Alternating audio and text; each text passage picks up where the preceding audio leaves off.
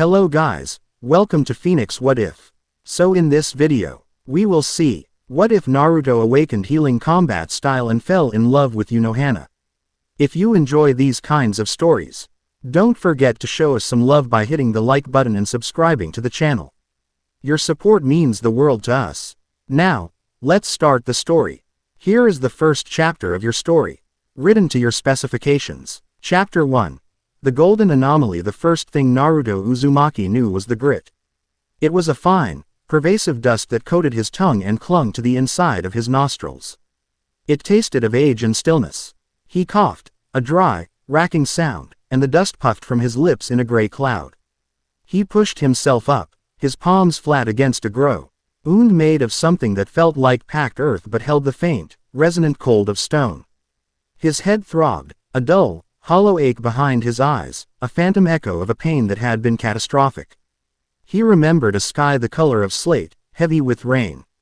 He remembered the cold press of metal rods against his skin, the agonizing pull of a power not his own. He remembered a village cratered and broken, the faces of his friends contorted in desperation. He remembered a conversation, a choice, and then, nothing. A blinding, final white light, and then this dust. He was in an alley, wedged between two featureless, gray buildings that seemed to lean into each other as if exhausted. The sky above was a uniform, pearlescent white, devoid of a sun or clouds. There was no wind. The air was utterly motionless, carrying a scent he couldn't place, something like ozone and old paper, tinged with a faint, underlying sweetness of decay. He looked down at himself. His clothes were a wreck. The vibrant orange of his jacket was muted by dirt and rent with gaping tears, one sleeve hanging on by a few stubborn threads. The black fabric beneath was similarly shredded, revealing pale skin streaked with grime. He ran a hand through his hair. It felt stiff with dried something. He chose not to dwell on it. He checked himself for injuries. His body felt whole, if strangely light. The phantom pains of his last memory were gone, replaced by a deep, thrumming vitality that was as familiar to him as his own heartbeat. The Nine Tails, Kurama, was quiet. Not the angry, resentful silence he'd grown up with, but a deeper, more settled quiet. Like a great beast slumbering in a cavern far below. The wellspring of chakra was there, a boundless ocean within him, but it felt different. Purer, more his. He stood, his joints popping in the oppressive silence. He looked out of the alley into a wider street. And he stopped. People milled about, dozens of them. But they were wrong. They were all wrong. They moved with a listless, aimless slowness, their forms hazy around the edges, as if he were looking at them through heat haze. They wore simple, drab kimonos in shades of brown and gray, and their faces were uniformly blank. Their eyes distant and unfocused. He saw a man walk directly through the corner of a market stall, his form flickering for a moment like a dying candle before resolving on the other side. Naruto's heart, which had been beating with a steady, confused rhythm, gave a hard thud against his ribs. These weren't people. They were ghosts, spirits. He reached out, his fingers trembling slightly, and gently touched the shoulder of a passing old woman.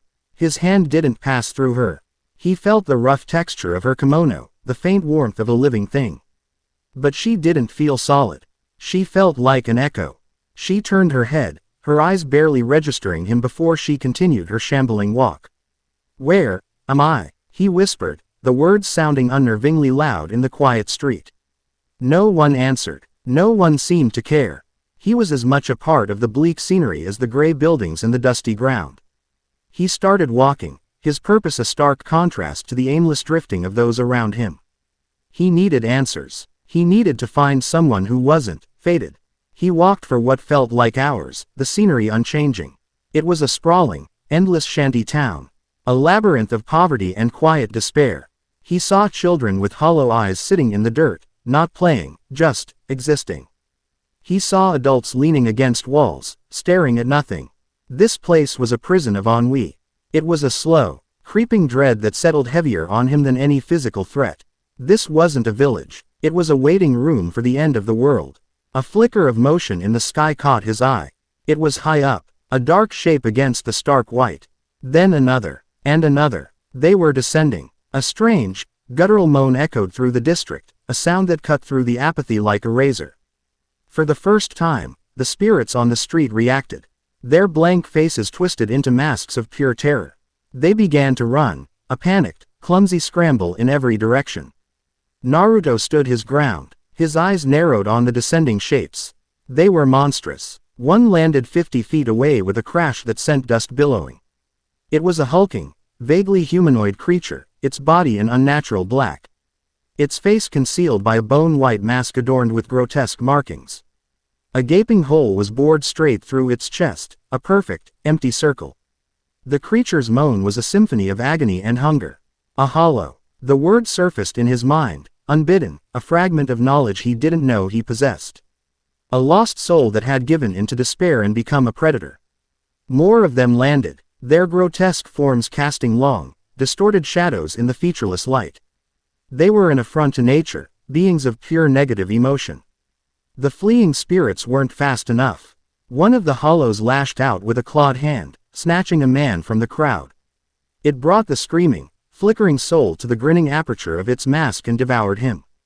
The spirit vanished with a final, choked sigh. Something inside Naruto snapped. It was the primal, protective instinct that had defined his entire life. He didn't think. He didn't plan. He moved. He blurred forward, a flash of tattered orange and black amidst the gray chaos. He appeared between a cowering group of children and a towering, insectoid hollow that was raising a scythe-like arm to strike. The hollow paused, its masked head tilting as it registered this new, vibrant presence. It saw not a faded, shimmering soul, but something solid. Something brightly, defiantly alive. Naruto raised a hand, palm open. He didn't summon a Rasengan. The familiar spiraling sphere of chakra felt distant, like a tool he no longer needed. Instead, he drew on the ocean of vitality within him, the energy that was now his and his alone. A light bloomed in his palm, not the harsh blue of chakra, but a brilliant, liquid gold. It wasn't hot. It felt like the first ray of dawn after a long night. The golden light solidified, stretching out from his fingertips into a blade nearly 5 feet long. It was semi-translucent, shimmering with an inner radiance, its edges impossibly sharp yet radiating no killing intent. It was a scalpel made of pure life. The hollow shrieked and swung its arm down. Naruto met the strike not with a block, but with a thrust. The golden blade passed through the hollow's chitinous arm without any resistance. As if it were made of smoke. The hollow's arm froze mid-swing. The creature shuddered, its movements becoming jerky and uncoordinated. It looked down at its own limb, bewildered. Naruto twisted his wrist. The blade of light sliced horizontally through the hollow's torso. Again, there was no sound of cutting, no spray of blood. The golden energy simply passed through it. The hollow's entire body seized. Its guttural moans ceased, replaced by a high-pitched, electronic whine. Its form began to flicker violently, the stark black of its body warring with the invasive golden light that now permeated its very being. He had not cut its flesh. He had severed its connection to whatever dark energy animated it. He had severed the strings of its despair. With a final, lent scream that was felt rather than heard, the hollow dissolved. It didn't explode. It didn't bleed. It simply broke apart into millions of tiny, golden motes of light that danced in the air for a moment before fading into nothing. Leaving the air tasting clean and fresh. Naruto didn't pause to admire his work. 2 more hollows were bearing down on him.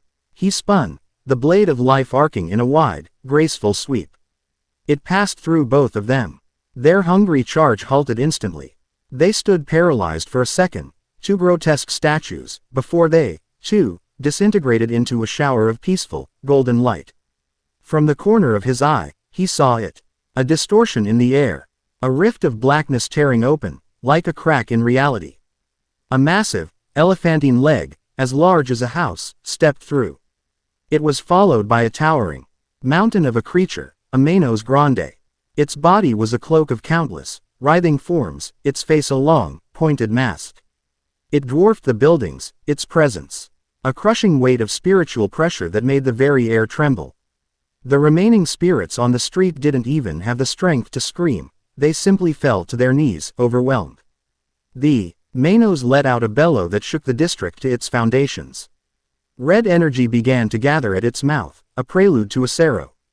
Naruto looked up at the behemoth, his expression one of grim focus. A blade wasn't going to be enough. He needed more. He dissolved the golden sword and planted his feet, taking a low stance. Kurama, he murmured, more out of habit than necessity. Let's turn up the volume. He felt a deep, rumbling agreement from the depths of his soul. He held his hands in front of him, palms facing the incoming blast. The Sero fired, a torrent of crimson destruction that tore up the ground as it raced toward him. Instead of a shield, Naruto unleashed a wave. A tsunami of the same golden, life-giving energy burst from his entire body. It met the Sero head-on. There was no cataclysmic explosion. The two forces wrestled for a brief, silent moment. The crimson energy of the Sero was not nullified, it was absorbed.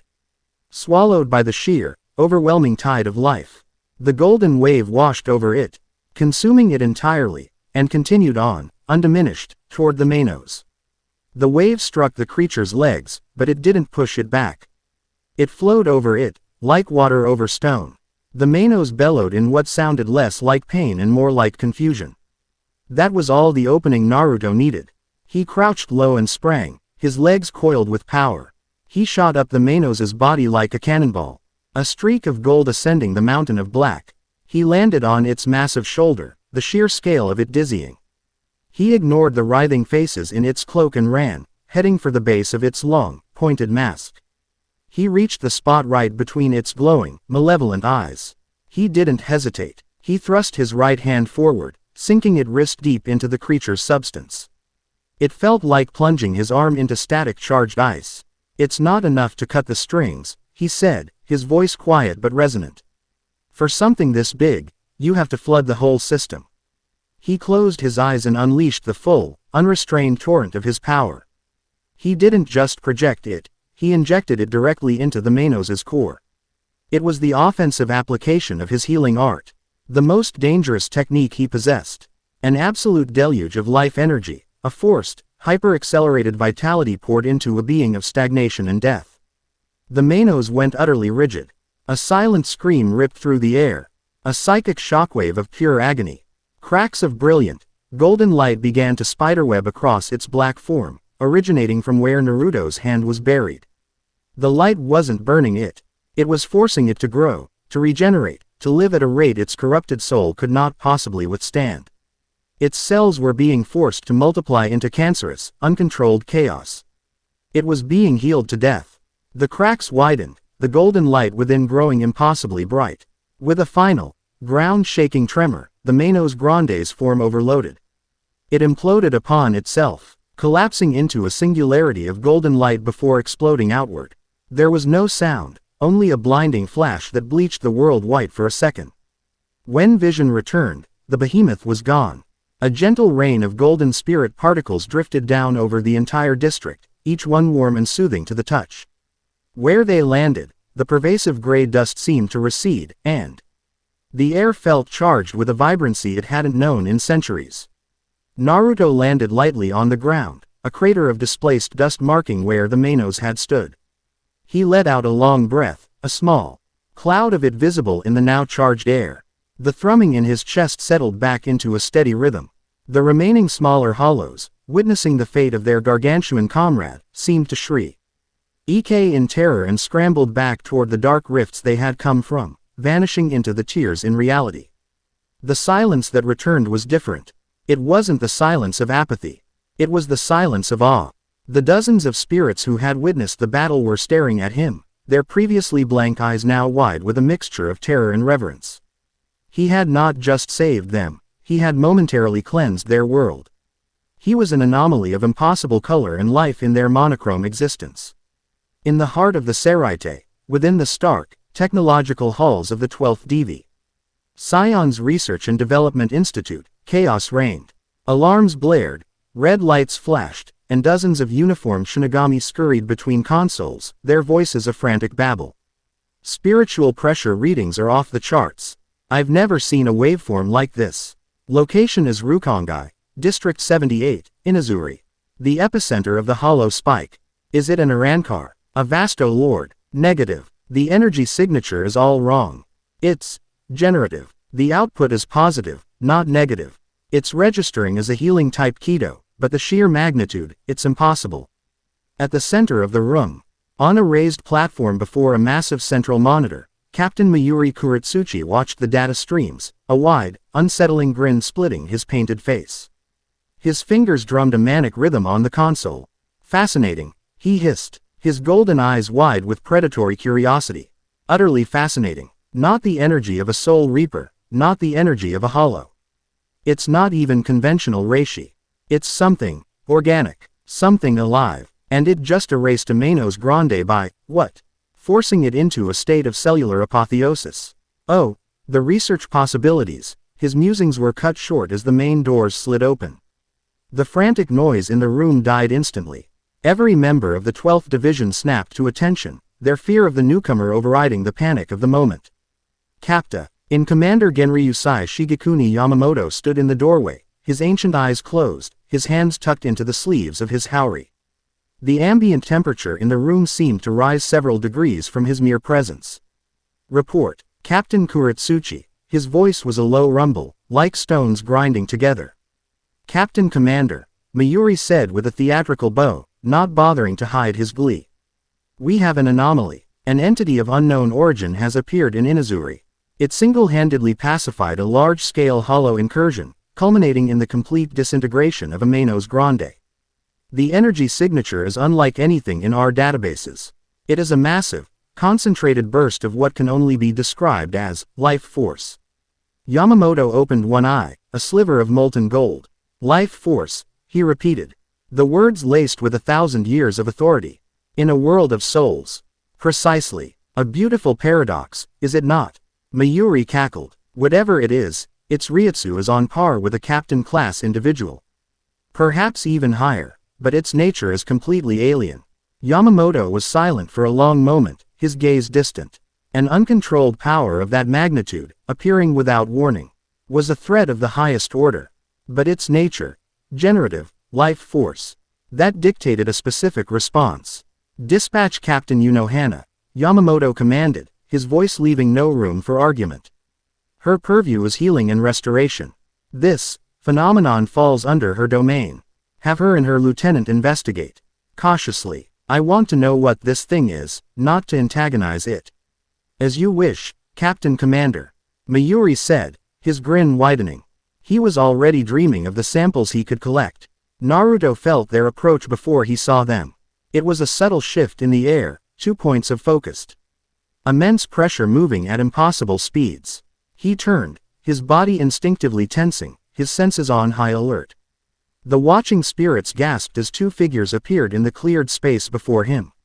Their arrival marked by nothing more than a whisper of displaced air. They were Shinigami. He knew it instantly. They wore the same black hakama and white haori he had seen on. He shook his head, clearing a fragmented memory of a man with a white spiky hairdo and a massive sword. The woman in the lead wore a captain's haori, the symbol for the 4th Division emblazoned on the back. She was beautiful, with kind, dark eyes and a gentle smile framed by a long, single braid that fell over her chest. She radiated an aura of profound calm, a placid lake that seemed to soothe the very air around her. The woman beside her was younger, taller, with silver hair and a perpetually worried expression. She was staring at Naruto, her own spiritual pressure flickering with nervous energy. Her hand hovering near the hilt of her zanpakuto. Stay back, Captain, the silver-haired woman, Azane Katetsu, said, her voice tight with alarm. The readings from this location, they're coming from him. The lead captain, Retsu Unohana, held up a hand, silencing her lieutenant with a single, placid gesture. Her smile never wavered, but her eyes were a different story. They weren't just looking at him. They were dissecting him. They scanned him with an intensity that belied her serene expression, taking in his tattered clothes, his vibrant physical presence, and the lingering golden aura of life that clung to him like a shroud. There is no need for alarm, Azane. Unohana's voice was soft, melodic, yet it carried an undeniable weight of command. This individual is not hostile. She took a step forward, her movements impossibly graceful. I am Captain Retsu Unohana of the 4th Division. This is my lieutenant, Azane Katetsu. We detected a significant spiritual disturbance in this area. It would seem you are the source. Naruto met her gaze, his own senses probing the woman before him. On the surface, she was exactly as she appeared, a powerful, calm healer. Her spiritual energy was vast and controlled, a gentle sea. But beneath that, beneath the placid surface, he felt an abyss. A cold, dark, fathomless pressure that was so immense, so ancient and blood-soaked, that it made the Manos Grande feel like a flickering candle. It was leashed, chained, and buried under 1,000 layers of control, but it was there. This gentle, smiling woman was, without a doubt, the single most dangerous person he had ever met. I don't know what a spiritual disturbance is, Naruto replied, his voice steady. He decided honesty, or at least a version of it, was his best approach. Those monsters attacked these people. I stopped them. Azane's eyes widened. You stopped them. That Manos Grande, you destroyed it. By yourself. She gestured with a trembling hand at the empty space where the giant had stood. How? What Kido did you use? I don't know what Kido is, Naruto said simply. He held up his hand, and a small, soft orb of the same golden energy bloomed in his palm, pulsing gently like a tiny heart. I just used my power. Azane took an involuntary step back. Unohana, however, took another step forward, her fascination overriding any sense of caution. Her eyes were fixed on the orb of light. She could feel it. It was the antithesis of everything this world, the Soul Society, was built on. It wasn't the energy of Reishi, the particles of the dead. It was the raw, undiluted energy of a living, breathing body, projected and weaponized. A power to force life into a world of death. Incredible, she murmured, her professional curiosity piqued to an unprecedented degree. She had spent 1,000 years mastering the art of healing, of mending the spiritual bodies of Shinigami. She understood the flow of Raryoku, the structure of a soul, better than anyone alive. But this was something new. This was not mending. This was creating. You are not a soul, Unohana stated, her eyes lifting from the orb to meet his. It wasn't a question. You are a living human. A living human with a body of flesh and blood, somehow existing in the Soul Society. And you wield your own life force as a weapon. Naruto let the orb of light fade, his expression wary. I don't know how I got here. The last thing I remember is a fight. Then I woke up in that alley. He gestured with his head. Ryoka, Azane breathed. A living intruder. B.U. Gee, how could you get past the Shikanmaku without setting off every alarm in the Seraite? That is one of many questions that need to be answered, Unohana said, her serene smile returning, though her eyes remained sharp and analytical. She turned her full attention back to Naruto. You are an anomaly of the highest order. Your presence here, your abilities, they cannot be ignored. It would be saint if you accompanied us to the Seraite. It was phrased as a polite invitation, but Naruto heard the steel beneath the velvet. It was an order. He weighed his options. He was in a world he didn't understand. Surrounded by ghosts and monsters, and now, by soul-reaping soldiers whose captain felt like a caged god of death.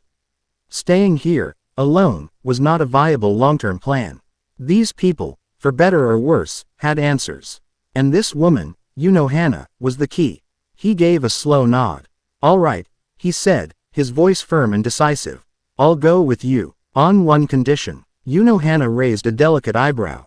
Oh, these people, Naruto said, looking past her at the watching souls, who were slowly picking themselves up, their expressions still a mixture of fear and wonder. They're safe now. Unohana's smile softened, a flicker of genuine warmth touching her eyes for the first time. It was a surprising, and to her, deeply intriguing question. He had just fought for his life against impossible odds, and his first concern was for the welfare of strangers. They are, she confirmed. Reinforcements will secure the district. No harm will come to them. Good, Naruto said. He met her gaze directly, his own blue eyes clear and unwavering. Then I'm ready. He sensed that the calm smile was a carefully constructed mask, and that the real woman beneath it was more dangerous than the monster he had just turned to dust. But for some reason, that didn't frighten him. It made him curious. He had a feeling that whatever came next was going to be far more interesting than fighting hollows in the dust. Unohana simply nodded, a silent acknowledgement passing between them. An understanding between two beings who operated on a level of power others couldn't comprehend. She turned, her long braids swinging gently.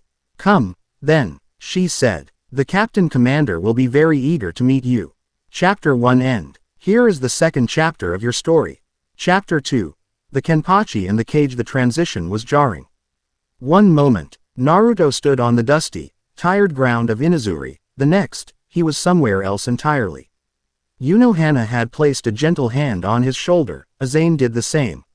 And the world had dissolved into a rushing, chaotic tunnel of color and sound. It felt like being pulled through the eye of a needle at impossible speed. He braced himself, his inner vitality a steadfast anchor in the storm, and then, as suddenly as it began, it was over. The oppressive gray of the Rukongai was gone, replaced by a blinding, clean white. He stood on a street paved with perfectly cut, bone-white flagstones. The buildings that lined the avenue were immense, built on a scale that dwarfed anything in Konoha. They were elegant structures of dark wood and white plaster, their tile roofs sweeping gracefully toward a sky that was a serene, perfect blue, a stark contrast to the pearlescent emptiness he had just left. The air was clean, crisp, and thrumming with a low-level energy that vibrated in his teeth. It was the collective spiritual pressure of thousands of powerful souls, a constant, ambient hum of power. "This is the Seraite," Unohana said, her voice pulling him from his reverie. She had removed her hand, but he could still feel the ghost of its cool, clinical touch. The court of pure souls. The heart of Soul Society and the home of the Gote 13. Naruto took it all in, his gaze sweeping across the grand vista. Uniformed Shinigami moved along the streets with brisk, purposeful strides. Their movements were impossibly fast, blurring for an instant before revolving several yards away, a high-speed movement technique. Shunpo. The name came to him just as Hollow had, another piece of driftwood from a sea of forgotten knowledge. He noticed they were all giving him a wide berth, their eyes flicking toward him with a mixture of curiosity and suspicion before they hurried on their way. He was the only one wearing tattered, brightly colored clothing. He was the only one who felt solid. "They're all staring," he observed, his tone neutral. "You are a living, breathing human walking through the land of the dead," Azane said from his other side, her voice still laced with a nervous tremor. "You feel wrong to them. Like a candle flame in the bottom of the ocean." "An apt description, Lieutenant," Unohana murmured, her gentle smile fixed in place. She began to walk, her pace unhurried yet forcing Naruto and Azane to keep up. "We are heading to the 1st Division barracks. The Captain Commander has been alerted, and a meeting of the captains has been called." "A captain's meeting? For him?" Azane sounded scandalized. "But he is an entity of captain-class spiritual power who appeared from nowhere and obliterated Ameno's Grande with an unknown ability," Unohana stated calmly, cutting through Azane's protest. "A captain's meeting is the absolute minimum required response." They walked in silence for a time, Naruto absorbing the sights and sounds of his new reality. He felt the weight of countless gazes on him, the probing pressures of powerful individuals sensing his unique energy signature. It was like walking through a hornet's nest, trying not to disturb the swarm. He didn't feel fear, but a sharp, heightened awareness. Every person here was a trained warrior, a potential threat. And he was walking into the den of their leaders. They arrived at a monolithic structure that made the others look like humble cottages. A vast staircase led up to enormous wooden doors guarded by two stern-looking Shinigami who held their spears with white-knuckled tension. The spiritual pressure rolling off the building was immense, a crushing weight of authority and ancient power. At its heart was a pressure so dense and fiery it felt like a star had been crammed into the building's core. "The Captain Commander," Naruto presumed. The guards parted for Unohana without a word, though their eyes locked onto Naruto, their expressions grim. They were led into a vast, Spartan hall and then into a smaller, quiet anteroom with shoji screens for walls. "Please wait here," Unohana said. "I must make my report to the Captain Commander before you are brought before the assembly." She slid one of the screens closed, leaving him alone with Azane. The tall lieutenant stood rigidly by the door, refusing to look at him, her hand still resting near the hilt of her sword. "You can relax," Naruto said, the silence stretching into awkwardness. "I'm not going to bite." Azane flinched, then flushed slightly. My apologies. It's just your spiritual pressure. It's warm. It's supposed to be neutral, or cold. But yours feels like a summer day. It's unsettling. Sorry, he said, not sounding sorry at all. He sat down on a simple wooden bench. The first piece of furniture he'd seen since waking up. It's the only kind I've got. He focused his senses, reaching out past the paper walls. He could feel them gathering on the other side. A dozen distinct, colossal spiritual pressures. Each one a unique force of nature. One was cold and sharp like 1,000 blooming ice blades. Another was lazy and shifting, like two opposing winds. One felt like disease and poison, a cloying, sickly sweet pressure that made his skin crawl. And then there was Unohana's, that calm, placid lake with the bottomless, murderous abyss beneath it. And finally, the star at the center of it all. Yamamoto, burning with the contained fury of a sun. He was a fox who had just invited himself into a pride of lions. He leaned back against the wall, a small, confident smile touching his lips. This was going to be interesting. Inside the 1st Division's assembly hall, the 13 captains of the Gote 13 stood in 2 neat rows, facing the elevated platform where Captain Commander Yamamoto sat. His eyes closed. The air was thick with tension, and the entity completely disintegrated the Manos Grande by overloading it with this generative energy. Unohana concluded her report. Her tone as clinical and detached as if she were describing a medical procedure.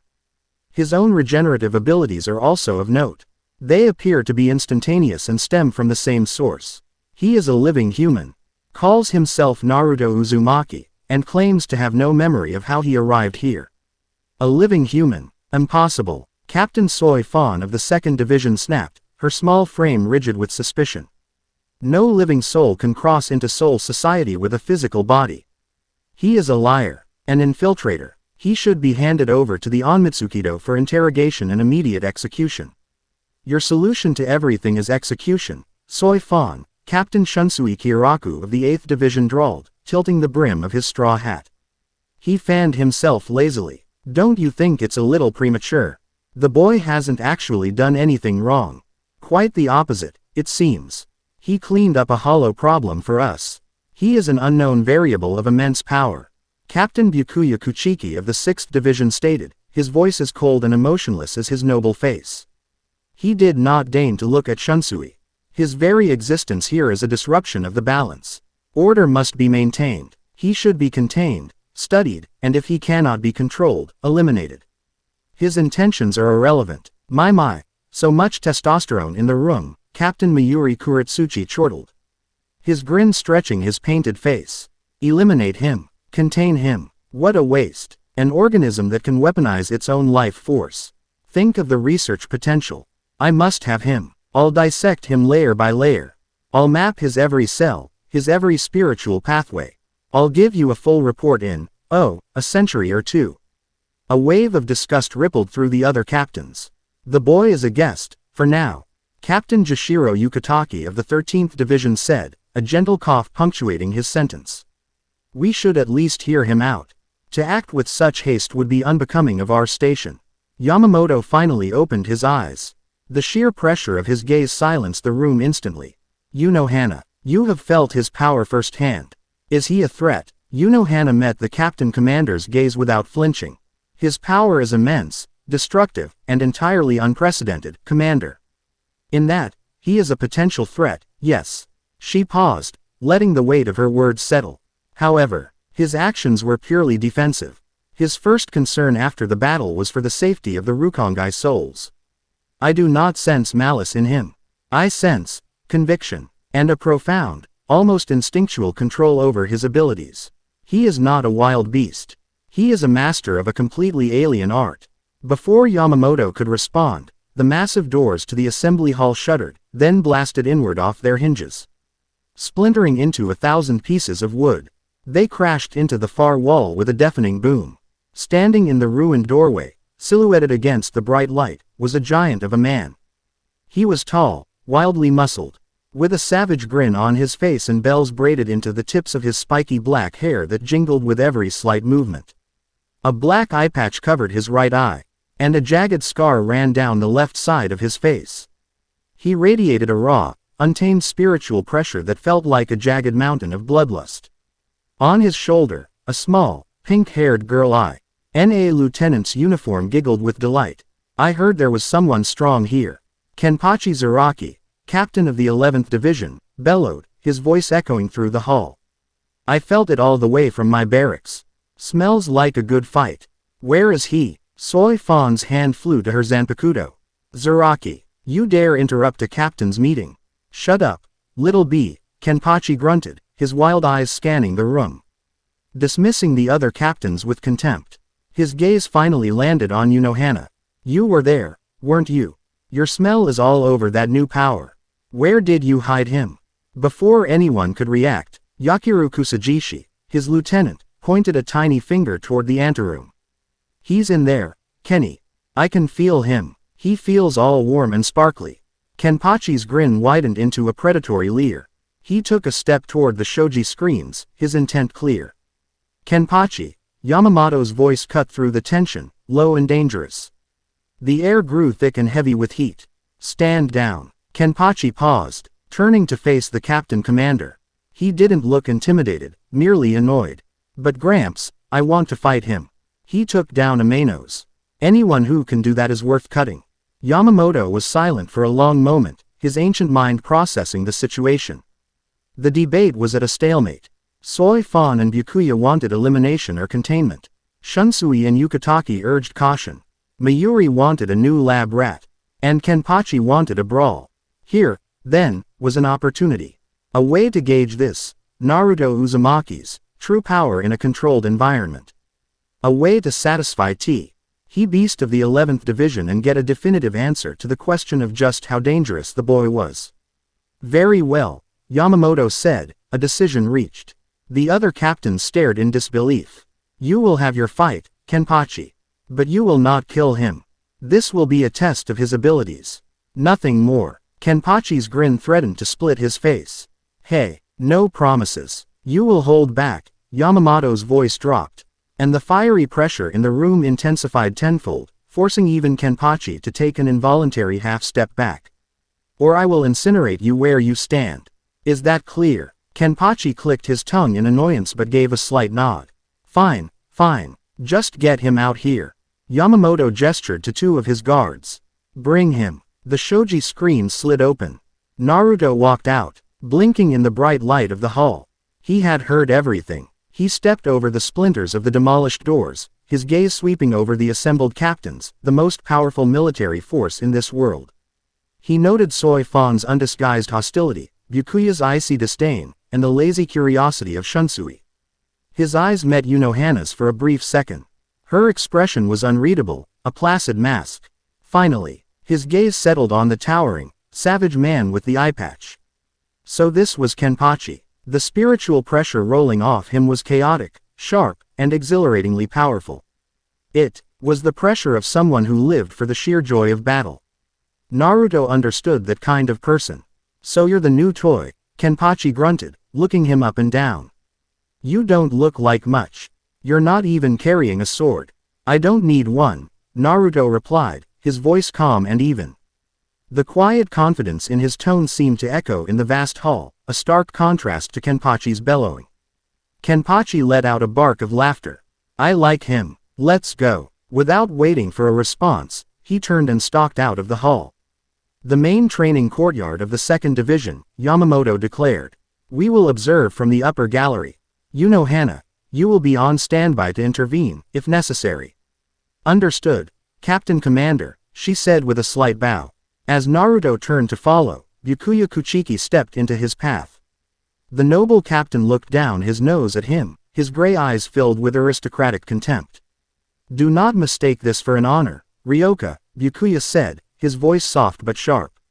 You are a germ, and this is merely the process by which we diagnose the disease. Do not disappoint. Naruto looked up at him, his blue eyes meeting the cold gray. He didn't scowl or retort. He just smiled, a small, knowing smile that didn't quite reach his eyes. Don't worry, he said. I'll be sure to give you all a good show. He walked past the nobleman, leaving Byakuya staring after him. A flicker of irritation crossing his perfectly composed features. The boy's lack of fear or deference was, in itself, a violation of the order he held so dear. The courtyard was a vast, empty square of packed earth, large enough to hold a small army. The Gote 13's captains, minus Kenpachi, stood on a high stone balcony overlooking the field. The air was still and tense with anticipation.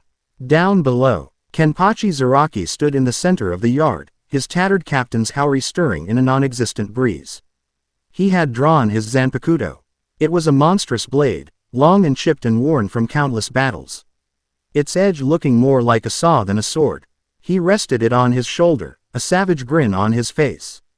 Naruto walked out to face him, stopping about 30 feet away. He stood casually, his hands in the pockets of his torn pants, looking utterly relaxed. "Ready to die, kid?" Kenpachi roared, his voice echoing across the courtyard. "I'm harder to kill than you think," Naruto called back. "Good." In the next instant, Kenpachi was gone. He didn't use shunpo. He simply moved, a pure, explosive burst of speed that tore up the ground where he'd been standing. He appeared directly in front of Naruto, his massive zanpakuto swinging down in a brutal, vertical arc meant to cleave him in two. On the balcony, the captains watched, their reactions varied. Soi Fan smirked, expecting a bloody end.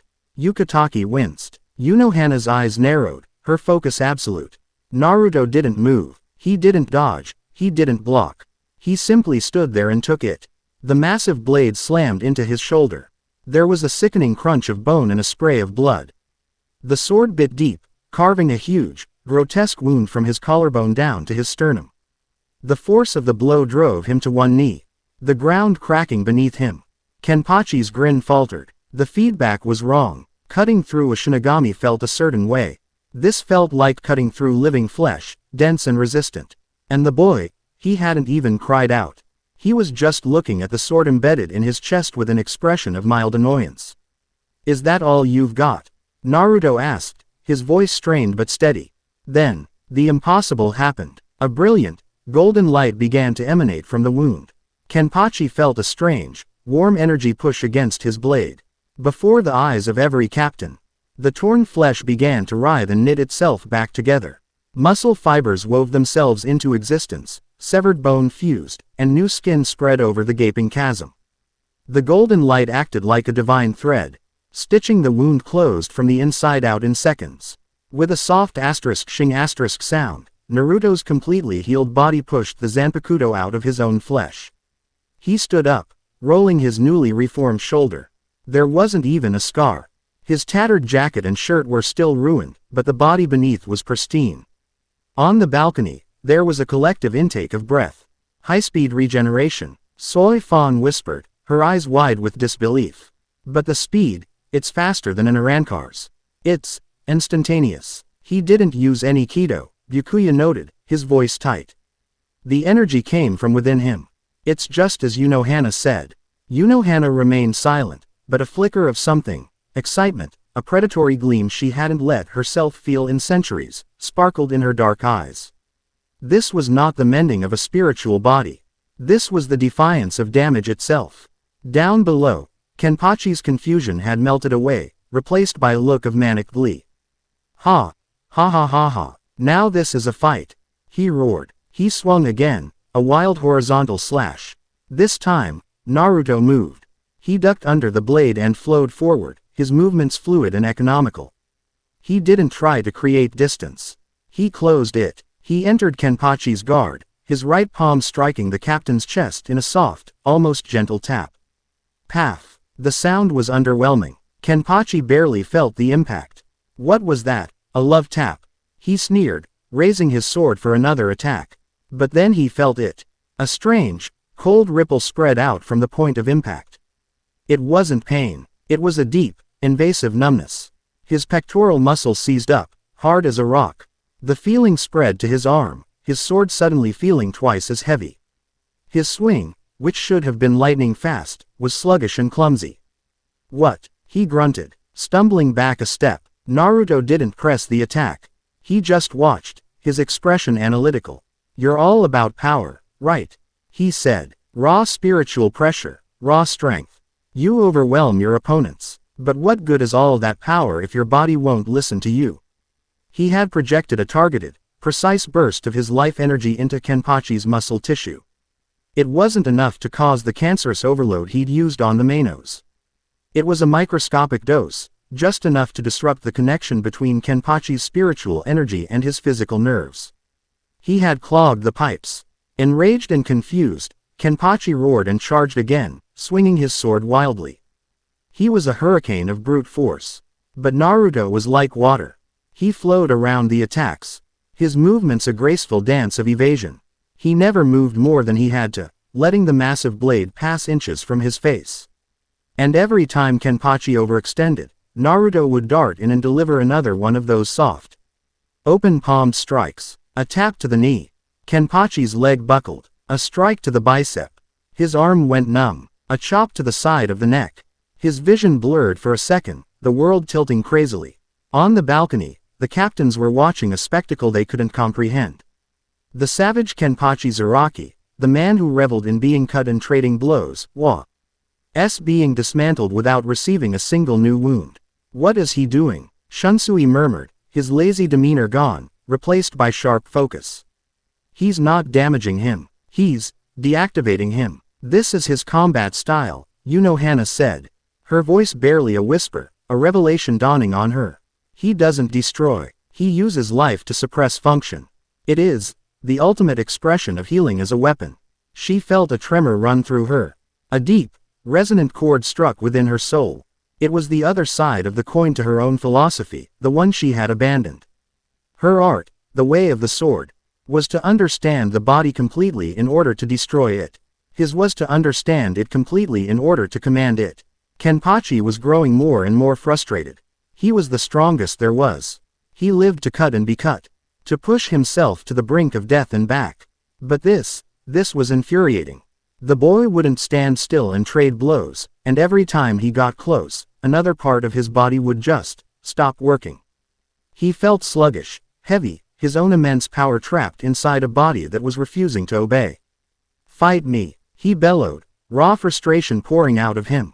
He channeled a massive amount of his spiritual power, a golden aura of Ryutsu exploding around him. Stop tapping me and fight me. He raised his sword high for one final, desperate overhead smash, pouring all of his strength into it. Naruto saw the attack coming. He knew his regeneration was powerful, but a direct hit with that much focused power might be enough to overwhelm it, at least for a few critical seconds. Outlasting him wasn't enough anymore. He had to end it. He took a deep breath, and instead of a golden blade or a soft tap, he focused his energy into the soles of his feet. He met Kenpachi's charge head-on. Just as the blade began its descent, Naruto dropped into a low crouch and slammed his open palm against the ground. Maelstrom of life. Quaking root.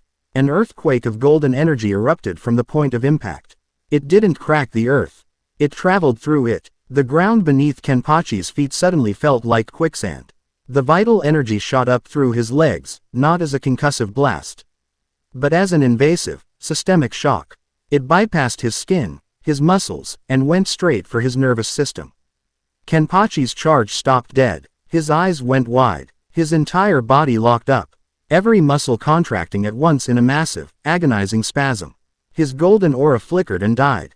His hands opened, his zanpakuto clattering to the ground with a loud clang. He stood there for a second, a petrified giant, before his body gave out. He crashed to his knees, head bowed, panting for breath, his body trembling uncontrollably. He tried to move, to even lift his head, but his limbs refused to respond. He had been completely and utterly paralyzed. Naruto stood up, walking over to the fallen captain. He looked down at the defeated beast, his own body already having healed the minor scrapes and bruises from the earlier exchange. Kenpachi slowly, painstakingly, lifted his head. He wasn't angry. He was grinning, a weary, blood-flecked, but utterly exhilarated grin. Ha, so that's it, he rasped, his voice barely audible. You don't cut. You just make it stop. What a weird-ass way to fight. He coughed, a racking sound. I didn't even get to take my eye patch off. You won. Naruto offered a small smile in return. I told you, I don't need a sword. He had won. He hadn't killed. He hadn't even truly harmed him in a permanent way. He had simply turned him off. He had proven his point. A profound silence hung over the courtyard. On the balcony, the captains were speechless. Soi Fan's jaw was tight with fury and disbelief. Byakuya's eyes were narrowed, his icy composure finally cracking to reveal a deep, burning suspicion. This boy was more dangerous than he could have imagined. Not because he was a monster, but because he broke all the rules of their world with an effortless confidence that was infuriating. Yamamoto's ancient eyes were wide open, a flicker of something unreadable in their depths. He had seen millennia of battle, but he had never seen anything like this. And Unohana was smiling. But this smile was different from her usual placid mask. It was a small, genuine, and deeply intrigued smile. The kind of smile a master artisan gives when they discover a new, impossible material to work with. The kind of smile a predator gives when it encounters a creature as beautifully and uniquely dangerous as itself. The match is over, Yamamoto's voice boomed, breaking the silence. His gaze was fixed on Naruto. The victor is Naruto Uzumaki. He turned to the other captains. A decision has been reached. This boy is too valuable and too dangerous to be left to his own devices. He will not be executed, nor will he be handed over to the 12th Division. Mayuri made a sound like a dying cat. Effective immediately, Yamamoto continued, his voice leaving no room for debate. Naruto Uzumaki is to be placed under the direct supervision and custody of the 4th Division. Captain Unohana, he is your responsibility. Study him, understand him, and ensure he remains within the Seraite. Am I understood? Perfectly, Captain Commander, Unohana said, bowing her head. Her dark eyes, however, lifted to meet Naruto's across the courtyard. He was no longer just an anomaly. He was a ward of the state, a prize, a prisoner in a silken cage. And his warden was the one person in this entire world of the dead who seemed to understand the terrifying, beautiful nature of his living power. He met her gaze, a silent acknowledgement passing between them. The real test, he knew, had only just begun. Chapter 2 End. Here is the third chapter of your story. Chapter 3. The Healer's Doctrine. The 4th Division barracks were a world apart from the rest of the Seraite. The stark, imposing architecture gave way to a series of interconnected buildings surrounding serene gardens and koi ponds. The air here didn't hum with the aggressive thrum of latent combat power. It was still and clean, smelling faintly of medicinal herbs and laundered linen. It was a place of quiet purpose, a sanctuary built in the heart of a fortress. Yet, for all its tranquility, it was a place Naruto immediately recognized. It was a hospital, bigger, cleaner, and run by soul-reaping samurai, but a hospital nonetheless. The undercurrent of quiet suffering, of bodies and souls being painstakingly mended, was a universal language. His revel sent ripples of silent chaos through the division. The members of the 4th, accustomed to a life of orderly, predictable duty, did not know how to react to him. He was the living, breathing anomaly who had defeated Kenpachi Zaraki. A feat that bordered on myth. They had seen the monstrous captain of the 11th brought in on a stretcher, not bleeding, but twitching and unresponsive, his Lieutenant Yakiru sitting on his chest and cheerfully explaining to the bewildered healers that Kenny got turned off by the sparkly orange boy. Now, that same sparkly orange boy was walking through their halls. His tattered orange jacket a bonfire of color in a world of monochrome black and white. He was escorted by Captain Unohana and Lieutenant Katetsu, and the other members simply froze as he passed, bowing deeply to their captain while their eyes darted toward him, wide with a cocktail of fear, awe, and intense curiosity. Your quarters will be here, Azane said, her voice still alit. Stiff as she slid open the door to a small, private room. It was Spartan but immaculate. A soft futon, a low wooden table, and a window that looked out onto one of the tranquil gardens. Captain's orders were that you are not to be confined, but you are not to leave the 4th Division grounds without her express permission. You have access to the common areas, the dining hall, and the trainin' grounds, though I would ask you to please be careful there. Naruto nodded, stepping inside. The room was simple, quiet. It felt less like a prison cell and more like a guest room in a monastery. Thank you, Lieutenant Katetsu. Azane is fine, she corrected, a little flustered. Given the circumstances, she fidgeted with the hilt of her zanpakuto. Food is served 3 times a day. If you require anything, please ask one of the division members. They have been briefed. Briefed seemed to be a euphemism for warned not to provoke the living natural disaster.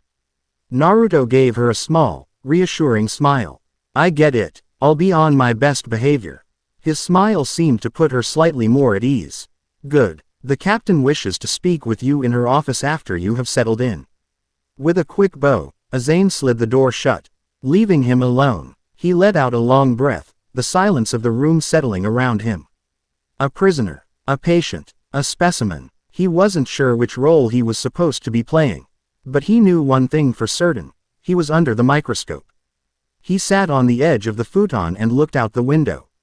A gentle breeze, the first he'd felt in this world, led the leaves of a meticulously pruned maple tree. This cage was far more pleasant than the alleys of the Rukongai, but it was a cage all the same. He felt the vast, quiet power of Unohana blanketing the entire compound, a silken, inescapable net. She wasn't watching him, not directly, but her presence was a constant reminder of his new status. He decided then and there he wouldn't just be a passive observer. If he was going to be here, he was going to understand this place. And the people in it. Starting with the enigmatic woman in charge. Later, Naruto sat opposite Retsu Unohana in her private office. The room was a perfect reflection of her public persona, impeccably clean, orderly, and serene. A single, flawless piece of calligraphy hung on the wall, its bold strokes depicting the character for serenity. The air was scented with a subtle, calming incense. She sat with perfect posture behind her desk, preparing tea with a series of precise, practiced movements that spoke of centuries of repetition. The only thing that seemed slightly out of place was a single, blood-red camellia in a simple vase on the corner of her desk, its vibrant color a stark contrast to the room's muted tones.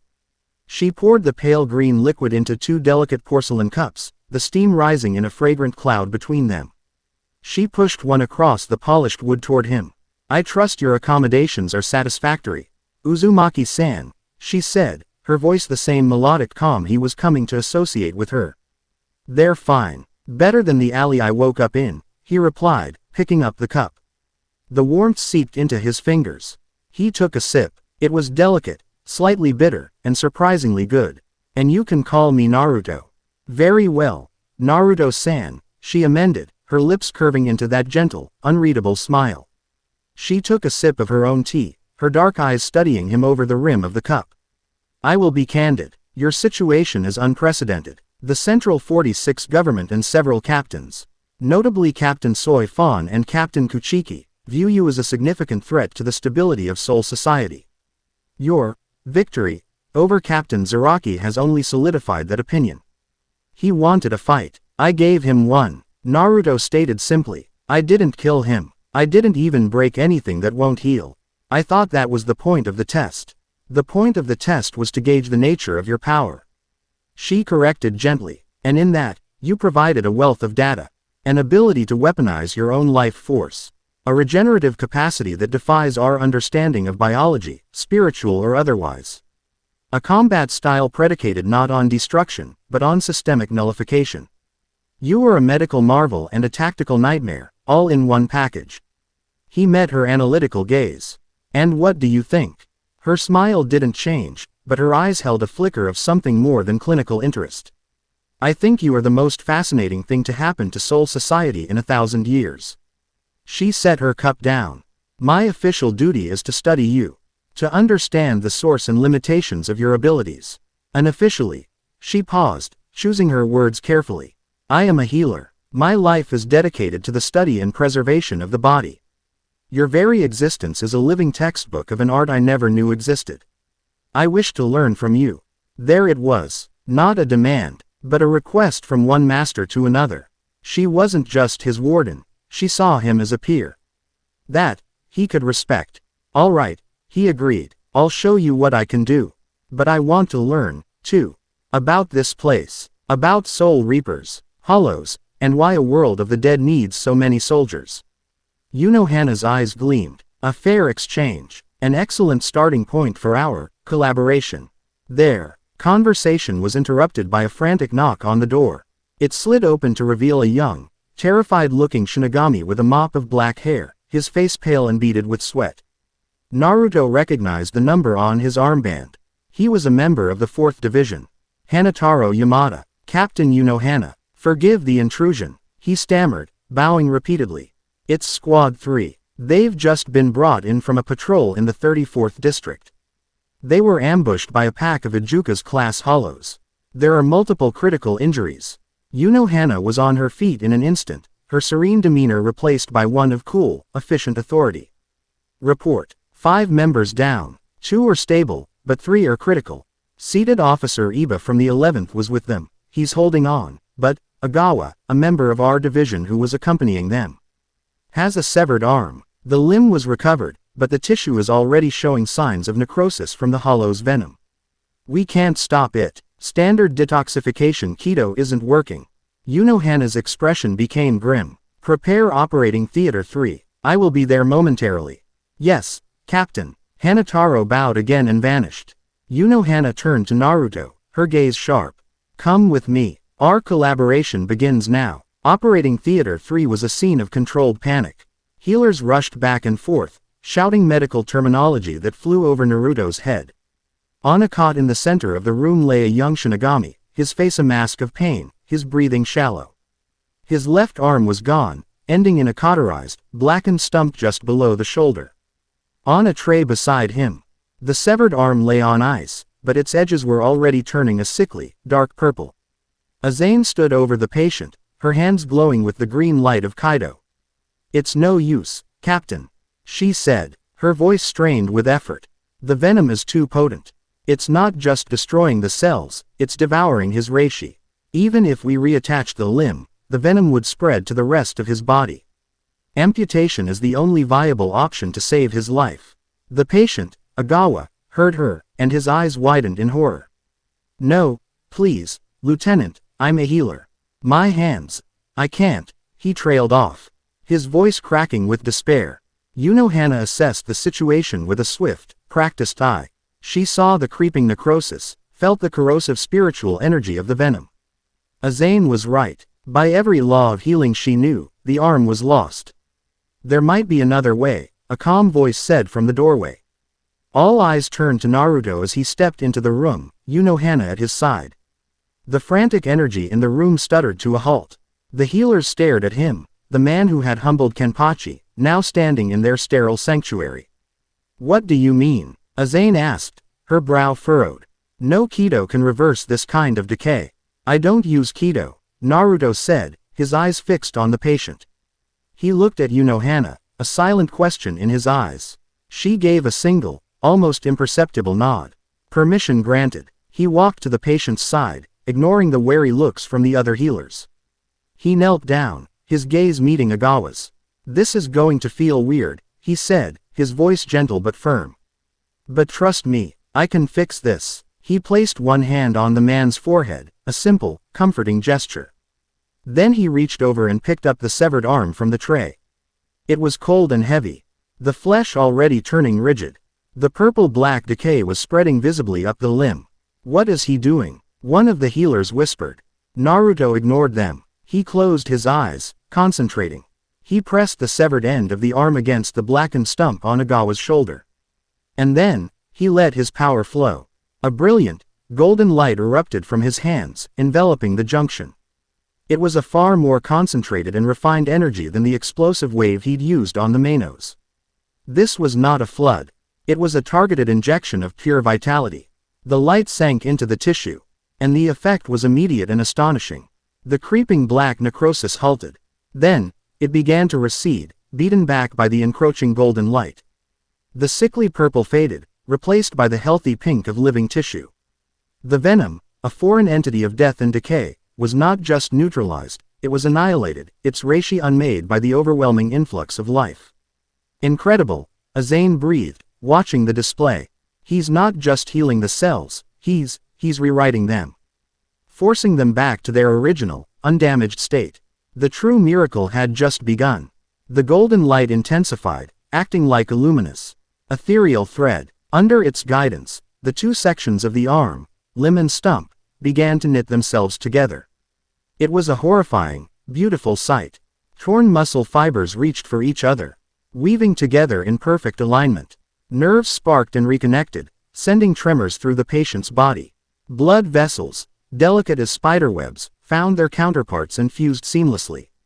And finally, the shattered bone flowed back together, becoming whole and solid once more. The entire process took less than 30 seconds. Naruto pulled his hands away. The golden light faded, revealing the result. The arm was reattached, not with clumsy stitches or scar tissue, but perfectly. There was no seam, no mark, not even a faint line to show where the cut had been. It was as if it had never been severed at all. Ogawa stared at his arm, his mouth agape. He slowly, hesitantly, flexed his fingers. They moved. He made a fist. A wave of relief so profound washed over his face that he began to weep, silent tears streaming down his cheeks. The room was utterly silent. The assembled healers of the 4th Division, masters of their craft, were staring at a feat that should have been impossible. They looked from the perfectly restored arm to the strange orange-clad boy who had performed the miracle with a quiet, focused confidence. Their fear of him was gone, replaced by a deep, professional reverence that bordered on worship. Naruto felt a slight dizziness, a phantom exhaustion from the complex and focused expenditure of his energy. He had a sentia, LLY rebuilt a part of a person from the cellular level up, fighting a foreign agent at the same time. It took a toll. He swayed slightly, and a steadying hand found his elbow. He looked up to see Unohana beside him, her face unreadable. But her eyes were burning with an intensity he had never seen before. It was the look of a scholar who had just witnessed the proof of a new, fundamental law of the universe. "You are a font of endless surprises, Naruto-san," she said, her voice a low murmur meant only for him. The cellular regeneration, the neural reconnection, all performed instinctively. "You do not just mend. You create." He just nodded, catching his breath. "I told you," he said quietly. "I'm good at what I do." She held his elbow for a moment longer than necessary, her clinical touch lingering. In that moment, he felt a subtle shift in their dynamic. He was no longer just her specimen. He was her equal. Perhaps, in this one, very specific arena, he was even her superior. And from the look in her eyes, he knew that she not only accepted that, but was utterly captivated by it. Days turned into a week. Naruto's life in the 4th Division settled into a strange routine. By day, he was a living medical miracle. News of what he'd done for Ogawa spread like wildfire, and he became an object of immense respect. Healers would approach him with questions, showing him difficult cases, a persistent spiritual ailment, a wound that refused to close, a nerve that wouldn't mend. He would help where he could, his golden energy becoming a familiar, welcome sight in the infirmaries. He learned to moderate his power, using just enough to guide the body's own healing process, a gentle nudge rather than an overwhelming flood. He was a quick study, and under the tutelage of Azane and the other senior healers. He began to learn the terminology and theory of Shinigami physiology, marrying his instinctive talent with their academic knowledge. By night, he would often find himself sharing tea with Unohana in her office. Their conversations became the anchor of his new existence. They were a fascinating dance of two powerful, intelligent minds from completely different worlds. "Your healing is like a force of nature," she commented one evening, watching the steam curl from her cup. "A river carving a new path. It is powerful, instinctual, and follows the path of least resistance to restore what was lost. You feel the flow of life and you guide it. And yours?" he asked, genuinely curious. "My Kaido is an act of meticulous construction," she explained. "I see the body as a complex machine, a city of interconnected pathways. To heal is to be a perfect engineer, to repair the broken aqueducts and rebuild the crumbling walls, stone by stone. My knowledge must be absolute, my application precise. There is no room for instinct, only for perfect execution." He considered this. "So you're the architect, and I'm the gardener." A rare, genuine smile touched her lips. "An apt analogy. You encourage life to grow. I rebuild the greenhouse in which it resides." She looked at him, her gaze direct. "But your power has a more destructive application. We all saw it with Zaraki. It is not something you seem to enjoy using." "No," he admitted, his expression turning serious. "Flooding something with so much life that it tears itself apart, it feels wrong." It's a violation. Life is meant to heal. To create. Using it to destroy is the last resort. A perversion of what it's supposed to be. Her eyes held a strange, distant light. A power too great can be a corrupting influence. To be able to destroy so completely, it can become a temptation. A song that is difficult to ignore. She spoke as if from experience, a deep, ancient melancholy coloring her words. Naruto looked at her, at the serene mask and the perfectly controlled posture. He saw the abyss she kept so carefully hidden, the one he had sensed from their very first meeting. He saw the weight of centuries in her eyes. And in that moment, he felt a surge of empathy for this powerful, lonely woman. He decided to take a risk, to push past the polite conversation and touch the truth he knew was there. You talk about the body like a map you memorized over 1,000 years, he said, his voice soft but unwavering. Every road, every river, every hidden path. But in the courtyard, when you thought Kenpachi was going to kill me. And you stepped in. That wasn't an architect. That wasn't a healer. He leaned forward slightly, his blue eyes locking onto her dark ones. You weren't always a healer, were you? The air in the room went still. The gentle scent of incense seemed to vanish. For a single, terrifying second, the placid lake of her spiritual pressure froze solid, and the abyss beneath it churned. The temperature in the room dropped several degrees. It was a flicker of pressure so immense, so ancient and drenched in bloodlust, that it made his fight with Kenpachi feel like a schoolyard scuffle. He felt a primal instinct scream at him to run, to flee from the apex predator he had just prodded with a stick. But he didn't. He held her gaze, his own expression one of quiet, unwavering understanding. He wasn't accusing her. He was just acknowledging a part of her he knew she kept hidden. The pressure vanished as quickly as it had appeared. Unohana's mask of serenity slipped back into place, but it was different now. It was thinner, more brittle. She picked up her teacup, but he noticed her fingers were clenched just a little too tightly around the delicate porcelain. That, she said, her voice a perfectly controlled, melodic whisper that held a universe of unspoken things, is a very interesting observation, Naruto-san. She took a sip of her tea, a clear dismissal of the topic. But the question remained, hanging in the air between them, a new, intimate, and dangerous bridge that he had just built. He had seen the real her, if only for an instant, and he hadn't flinched. And in her dark, fathomless eyes, he saw not anger, but the barest flicker of something else. Something that looked terrifyingly like respect. Meanwhile, in the sterile, chaotic depths of the 12th Division's laboratories, Captain Mayuri Kuratsuchi was furious. Incompetent fools, he shrieked, smashing a delicate piece of monitoring equipment against the floor. His subordinates flinched but knew better than to say anything. Explain it to me again. Slowly, as if I were a particularly dull-witted slug. A trembling researcher held up a data slate. Captain, it's the same as the last two reports. Our remote reishi sensors in the 80th district, Kusajishi, have gone dark. All of them, simultaneously, gone dark. Mayuri sneered, snatching the slate.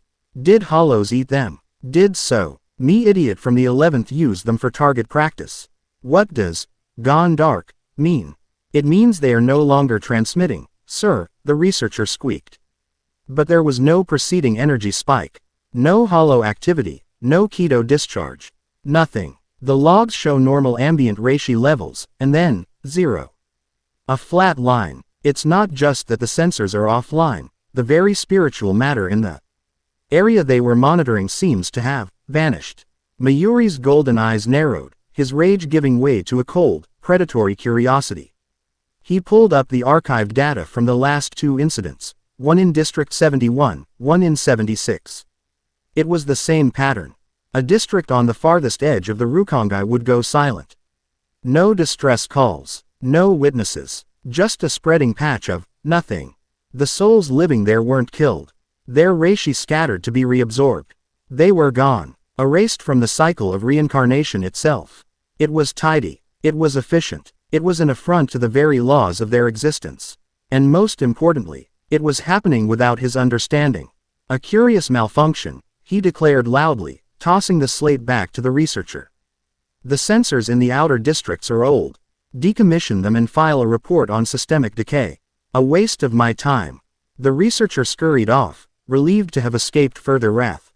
But Mayuri remained, staring at the map of the Rukongai on his main monitor, where 3 districts now blinked with a dull, red error code. This wasn't decay. This was a new phenomenon. A new predator. One that didn't eat its prey, but simply unwrote it from existence. Perfection. He whispered to himself, a slow, terrible grin spreading across his face. How utterly, beautifully, infuriatingly perfect. A new project had just moved to the very top of his priority list. Chapter 3 End. Here is the 4th chapter of your story. Chapter 4. Whispers of the Void. The report from the 12th Division was delivered to Captain Commander Yamamoto by a nervous, low-ranking officer who seemed terrified to be in his presence. The official summary, penned by Mayuri Kuretsuchi himself, was dismissive. It cited, systemic sensor decay due to atmospheric reishi degradation in the outer districts, and recommended a costly, decades-long project to replace the aging network, a clear ploy for more funding. It was bureaucratic, mundane, and utterly unbelievable. Yamamoto dismissed the trembling officer and stared at the report, his ancient fingers steepled before him. He had not survived for 2 millennia by taking the word of a man like Mayuri at face value. 3 entire districts, Kusajishi, Gangan, and Homen, had gone silent. Not quiet, silent. Over 20,000 souls vanished. No bodies, no panicked reports, no residual energy signatures of a hollow attack or a battle between Shinigami. They were simply gone. As if they had never been. He burned the report to ash with a flicker of his spiritual pressure. This was not sensor decay. This was a quiet, creeping plague. And a plague, no matter how subtle, required a doctor. His summons went out an hour later. It was not a full captain's meeting, but a small, specialized assembly. A task force. He gathered them in his private war room, a chamber dominated by a massive, low table etched with a detailed map of the entire Soul Society. Captain Unohana was the first to arrive, her presence a pool of calm in the tense atmosphere. She took her place, her hands folded gracefully in her lap, her expression serene. Captain Byakuya Kuchiki was next. He entered with the cold, silent grace of a predator. His posture rigid, his face an emotionless mask.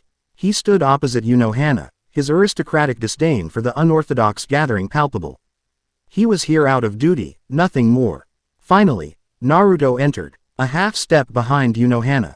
He was no longer in his tattered orange jacket. At Unohana's gentle insistence, it is a matter of professional decorum, Naruto-san, and frankly, it is falling apart. He had been issued a standard black Shinigami Shihakusho. Without the vibrant orange, he looked more like one of them, yet the contrast was somehow even starker. The simple, black uniform seemed to accentuate the sheer, defiant vitality of his physical form, the healthy color in his skin, the bright, living blue of his eyes. He was an actor in the right costume but in the wrong play. He stood beside Unohana, his stance relaxed but alert, his gaze sweeping over the room and settling on the grim figure of the captain commander. Yamamoto opened his eyes, the oppressive weight of his presence filling the room. "Thank you for coming. I have gathered you 3 for a purpose of the utmost gravity." He gestured to the map on the table. 3 districts on the far eastern edge were now shaded a dark, ominous gray. As of this morning, 3 districts of the Rukongai have ceased to exist in any meaningful way. The souls residing there have vanished. The land itself is barren of all spiritual energy. The 12th Division's official report is unsatisfactory. Byakuya's gaze flickered to Naruto. "You suspect this is connected to the Ryoka's appearance?" "It wasn't a question. I suspect nothing," Yamamoto countered, his voice a low rumble. "I am dealing with facts. And the fact is, we have a spreading phenomenon that erases spiritual matter, and we have a being whose very nature is the antithesis of that. An entity of pure, generative life." He looked directly at Naruto. "Your power may be the key to understanding this threat. Or, as Captain Kuchiki suggests, you may be the cause." "I haven't done anything," Naruto stated calmly, his voice even. He felt the accusation in the air, the cold suspicion from Byakuya, but he refused to be baited. "My power heals. It creates. It doesn't erase. An unproven claim," Byakuya said, his voice like ice. "Your very presence is a disruption. Like a stone thrown into a still pond, you create ripples. It is logical to SSUME. These disappearances are one such ripple. Enough. Unohana's soft voice cut through the tension. It wasn't loud, but it had the weight of absolute authority. Speculation is pointless. We require data. She turned to Yamamoto. Captain Commander, what is your directive? Your team will investigate the latest site of disappearance. District 80, Kusajishi. Captain Kuchiki, you are in command. Your experience and tactical acumen are required. Captain Unohana, your medical expertise is to be used to analyze any lingering effects or surviving entities. Naruto Uzumaki, Yamamoto's gaze fixed on him. You are the weapon, and the sensor. We do not know what this enemy is, but if it is an agent of nothingness, your life force may be the only thing that can affect it. You will act under Captain Kuchiki's command. Naruto met the old man's gaze and gave a sharp nod. He didn't like being called a weapon, but he understood the logic. Byakuya's expression tightened at the thought of having to command the Ryoka. But he offered no protest. Duty was duty. There is one more thing, Yamamoto said, his tone growing even more grave. He gestured to a point just off the edge of the map, in the empty space that represented the Dongai. The dimensional corridor between worlds. Just before the Kusajishi sensors went dark, they registered a momentary, unstable Garganta. It closed almost immediately. But its energy signature was wrong. Corrupted. It is possible our enemy is not native to Soul Society. The implication hung heavy in the air. Hueco Mundo. The world of hollows. But a corrupted Garganta. Something was tampering with the very fabric of dimensional travel. We leave immediately, Byakuya stated, turning on his heel without another word. It was an order. Unohana gave Naruto a brief, reassuring look before following. Naruto fell into step beside her, leaving the war room. The mission was clear. They were walking into a place where reality itself had been unwritten, hunting an enemy they couldn't see. From a world they didn't understand. And he was supposed to be the key. No pressure at all. Kusajishi was not a place of quiet despair like Inazuri had been. It was a place of absolute, profound emptiness. The three of them stood on a barren, gray plain under the unchanging white sky. There were no buildings, no dust, no signs of life or unlife. The very ground beneath their feet felt wrong. Like ash packed hard, devoid of the faint, resonant spiritual energy that permeated every other inch of Soul Society. The air was thin and dead, carrying no scent, no temperature. It was like standing inside a vacuum. The spiritual particles, they're gone. Azane's voice, filtered through the communication link in Naruto's ear, was filled with disbelief. She and a team from the fourth were at the border of the erased zone, unable to enter. The land itself has been scoured clean. It's not just that the souls are gone, Captain. The very essence of the place has been deleted. Understood, Lieutenant. Maintain your position, Unohana replied calmly, though her own eyes were wide with a clinical horror. She knelt, touching the dead ground. It was cold, inert. She had never felt anything like it. Byakuya stood stiffly, his hand resting on the hilt of his Zanpakuto, Senbon Sakura. His gaze swept the horizon, his spiritual senses stretched to their absolute limit. There is nothing here, no Ryutsu signature, no trail to follow, nothing, not nothing, Naruto said quietly. Both captains turned to him. He was standing with his eyes closed, his head tilted as if listening to a distant sound. While their senses, honed to perceive spiritual energy, found only a void, his were different. He sensed life, and the complete and total absence of it was, to him, a tangible thing. It was a cold spot in the universe, a hole in the fabric of existence. It's like a shadow, he murmured, trying to find the words. But it's not cast by anything. It's a shadow that eats the light. The energy that did this, it's still here. Faint, but it's here. Can you track it? Byakuya demanded, a hint of urgency in his voice. Naruto opened his eyes. I think so. It feels pulled, like water going down a drain. He pointed toward the east, toward a slight rise in the dead landscape. It's strongest over there. Without waiting for confirmation, Byakuya blurred away, Yusen. Ji Shunpo to cross the distance in an instant. Unohana and Naruto followed close behind. They crested the rise and stopped dead. In the center of a shallow depression, reality was torn. It was not the jagged, violent tear of a standard Garganta. This was a shimmering, oily rupture in space, about 20 feet high. It looked like a heat haze over black water, its edges flickering and unstable. And from it, a faint, chilling aura emanated, the very aura of nothingness that Naruto had sensed. It was the source, a gateway to whatever had caused this devastation. A corrupted Garganta, Unohana breathed, her clinical calm finally showing a crack. Just as the captain commander feared. Our enemy is from Hueco Mundo, Byakuya stated, his eyes narrowed. They have found a new way to invade. We must report back. No, Naruto said, taking a step forward. They're coming to us. As he spoke, the shimmering rift pulsed. A creature began to ooze through it. It had the basic shape of a hollow, a dark, monstrous form with a white mask, but it was hideously wrong. Its body wasn't solid black. It was a swirling mass of gray and charcoal, like television static. An aura of tangible decay rolled off it, and where it drifted over the ground. The inert ash seemed to corrode even further, dissolving into utter nothingness. The mask was not a single, solid piece of bone, but a constantly shifting collage of screaming, agonized faces. What is that thing? Naruto asked, his body tensing. I do not know, Unohana replied, her hand now resting on the hilt of her own Zanpakuto. It is not a standard hollow. Its energy signature is corrosive. Another creature oozed through the rift, and then another. They were a pack. They let out a sound that wasn't a roar, but a chorus of whispers, a sibilant hiss that sounded like sand scouring bone.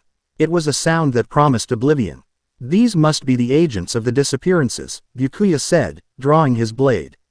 Their nature is unknown. Engage with extreme caution. Eliminate them. He turned to Naruto. Ryoka, you claimed your power was a counter. Prove it. The newly dubbed void beasts drifted toward them, their pace unnervingly slow and deliberate. Byakuya acted first. Scatter. Senbon Sakura. His blade dissolved into 1,000 tiny, glittering slivers of metal, a beautiful and deadly storm of microscopic blades. The storm surged forward, enveloping the lead creature. But the result was not what he expected. As the blades made contact with the creature's entropic aura, they began to corrode. The brilliant gleam of the metal dulled, and they flaked away into dust. Neutralized before they could even reach the creature's main body. Byakuya's eyes widened in shock. His Senbon Sakura, which could shred nearly any defense, was being unmade on contact. The creature retaliated. It opened its shifting mask, and a bolt of pure, gray energy shot out. It was not a Sero. It was a lance of the same corrosive nothingness that formed its aura. Byakuya flashed out of the way with Shunpo, the bolt striking the ground where he had been standing. The packed ash it touched didn't explode, it simply vanished, leaving a perfectly smooth, hemispherical divot in the landscape. As if a giant ice cream scoop had been taken out of reality. Direct contact is inadvisable, Unohana noted, her own blade now drawn. Her expression was grim. Their standard methods were ineffective. Naruto stepped forward, his hands igniting with golden light. He didn't form a blade. He simply unleashed a wide, concussive blast of pure life energy. The wave of gold slammed into the lead void beast. The effect was instantaneous and violent. The moment the generative, living energy made contact with the entropic, corrosive aura, the two opposing forces annihila. Ted each other in a flash of brilliant light. The void beast shrieked, a sound of static and agony, as the golden energy overwhelmed its defenses and washed over its body. It didn't dissolve peacefully like the hollows in Inazuri. It was torn apart, its form destabilizing violently before it imploded into nothing. It worked. It seems my presence here is useful after all, Naruto said, a grim smile on his face. The remaining void beasts turned their collective attention to him. They recognized him as the primary threat. 3 of them surged forward at once. I'll take the ones on the right, Unohana said. Her voice calm as she moved to intercept them. Her fighting style was a stark contrast to Byakuya's flamboyant display. It was pure, economical swordsmanship. She didn't meet their corrosive auras head-on. She used her incredible speed and precision to dart in and out, her blade flashing in the gray light. She made small, precise cuts at their extremities, severing limbs. Her blade, NFUSED with her own immense spiritual pressure, was more resilient than Byakuya's scattered petals, but she could see it dulling slightly with every strike. It was a battle of attrition she could not sustain for long. Byakuya, seeing his Bankai was ineffective, switched tactics. He used his superior speed and Kido. Bakudo number 61, Raikujokuro. 6 pillars of light slammed into one of the beasts, trapping it. But the light prison immediately began to flicker and corrode, the bars dissolving as the creature's aura ate away at the Kido construct. It would not hold for long. Naruto was the epicenter of the fight. The void beasts seemed to fear and hate his energy in equal measure. He became a whirlwind of golden light. He fired off blasts of vitality, each one obliterating a monster. He formed short, brutal blades of life force on his fists, punching through their forms and causing them to detonate from the inside. He was a beacon of life in a sea of death, and he was winning. But he was getting reckless. He saw Unohana being cornered. 2 of the beasts had managed to box her in, lashing out with tendrils of gray energy. Her swordsmanship was flawless, deflecting and dodging, but she was being forced back. Her movements becoming more and more constrained. There was no room for error. Without a second thought, Naruto moved. He appeared in front of her in a blur of motion, positioning himself between her and the incoming attacks. "I've got your back," he yelled. He threw up his arms to block, intending to unleash another wave of his own energy. He was a split second too late. One of the corrosive tendrils lashed across his chest. The pain was unlike anything he had ever felt. It wasn't a cut, or a burn, or a puncture. It was erasure. He felt the very concept of his own body being unwritten. The shihakusho he wore disintegrated instantly. The skin and muscle beneath vanished, not turning to blood and gore, but simply ceasing to be. A deep, gray-edged gouge appeared across his chest. A wound that went straight to the bone. But then his own power fought back. A furious, brilliant wave of golden light surged from within him, flooding the wound. It was a war on a cellular level. His regenerative vitality battled the corrosive entropy. The pain was immense, a feeling of being torn apart and stitched back together 1,000 times a second. He gritted his teeth, a low growl escaping his lips. As he stood his ground, refusing to be moved, a living shield for the woman behind him. Unohana stared at his back, at the horrifying wound that was fighting to both exist and not exist simultaneously. She saw his muscles tense, the sheer, agonizing effort it took him to withstand the attack. In that moment, her clinical detachment shattered. She saw not a specimen, not a tactical asset, but a young man who had just thrown himself in front of certain oblivion for her sake. A profound, unfamiliar surge of protective fury washed through her. Her demeanor shifted. The placid lake vanished, and the abyss stirred. She moved from behind Naruto, her steps silent, her spiritual pressure dropping to a terrifying, pinpoint focus. The 2 void beasts attacking them paused, their mindless hunger momentarily overridden by a primal sense of danger. They turned to face her. They saw no fear in her eyes. Only a cold, placid promise of death. Her blade flashed. Once. Twice. The movements were so fast, so precise. They were almost invisible. She didn't bother cutting off their limbs. She went straight for the core of their masks, the focal point of their existence. Her Zanpakuto, now humming with a terrifying density of her own Raryoku, sliced through their corrosive auras and shattered their masks before the entropy had a chance to take hold. The 2 beasts dissolved into static and vanished. Byakuya, having finally dispatched his own opponent with a massive, overwhelming Hado spell, turned to see the aftermath.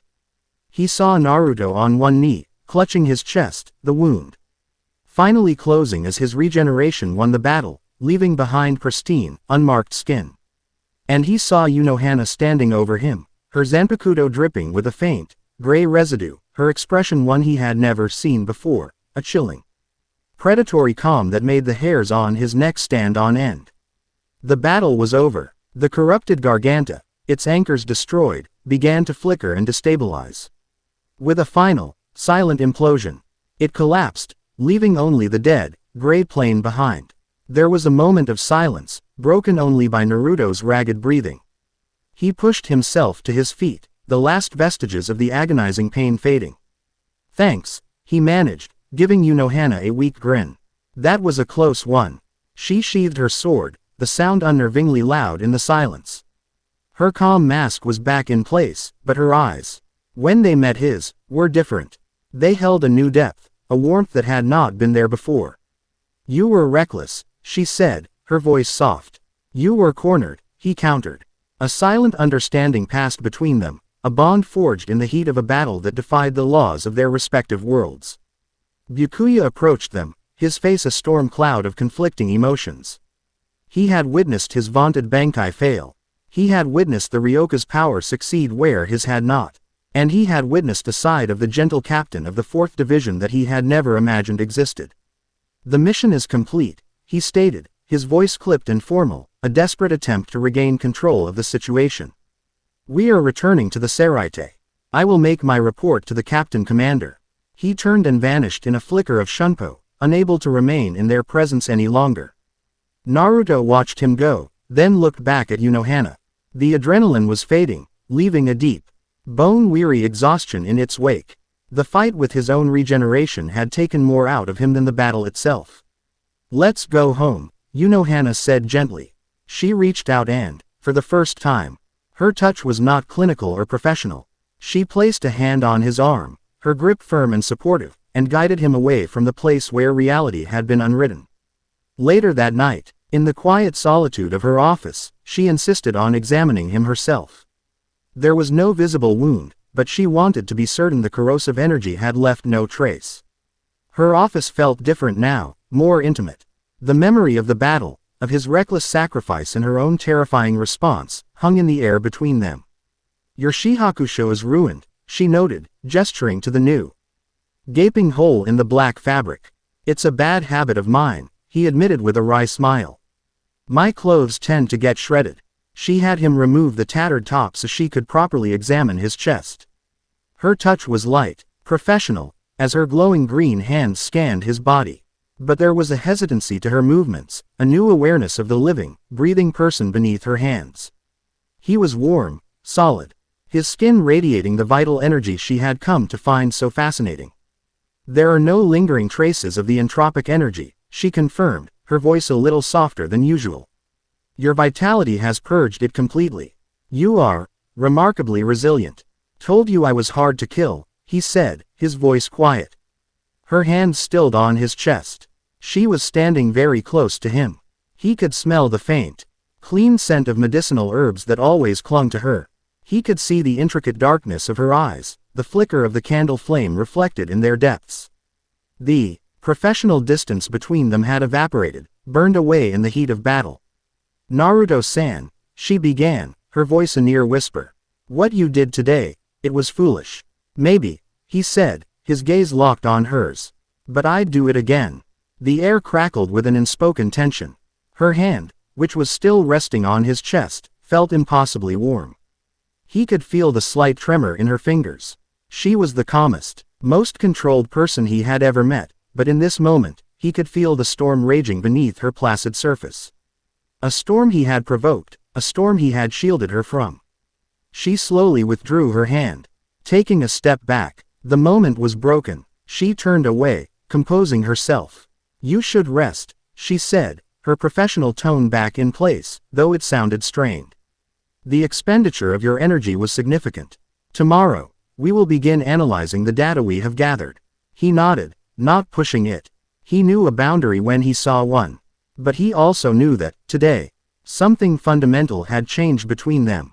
He had shielded her body from an enemy, and in doing so, had caught a glimpse of her soul.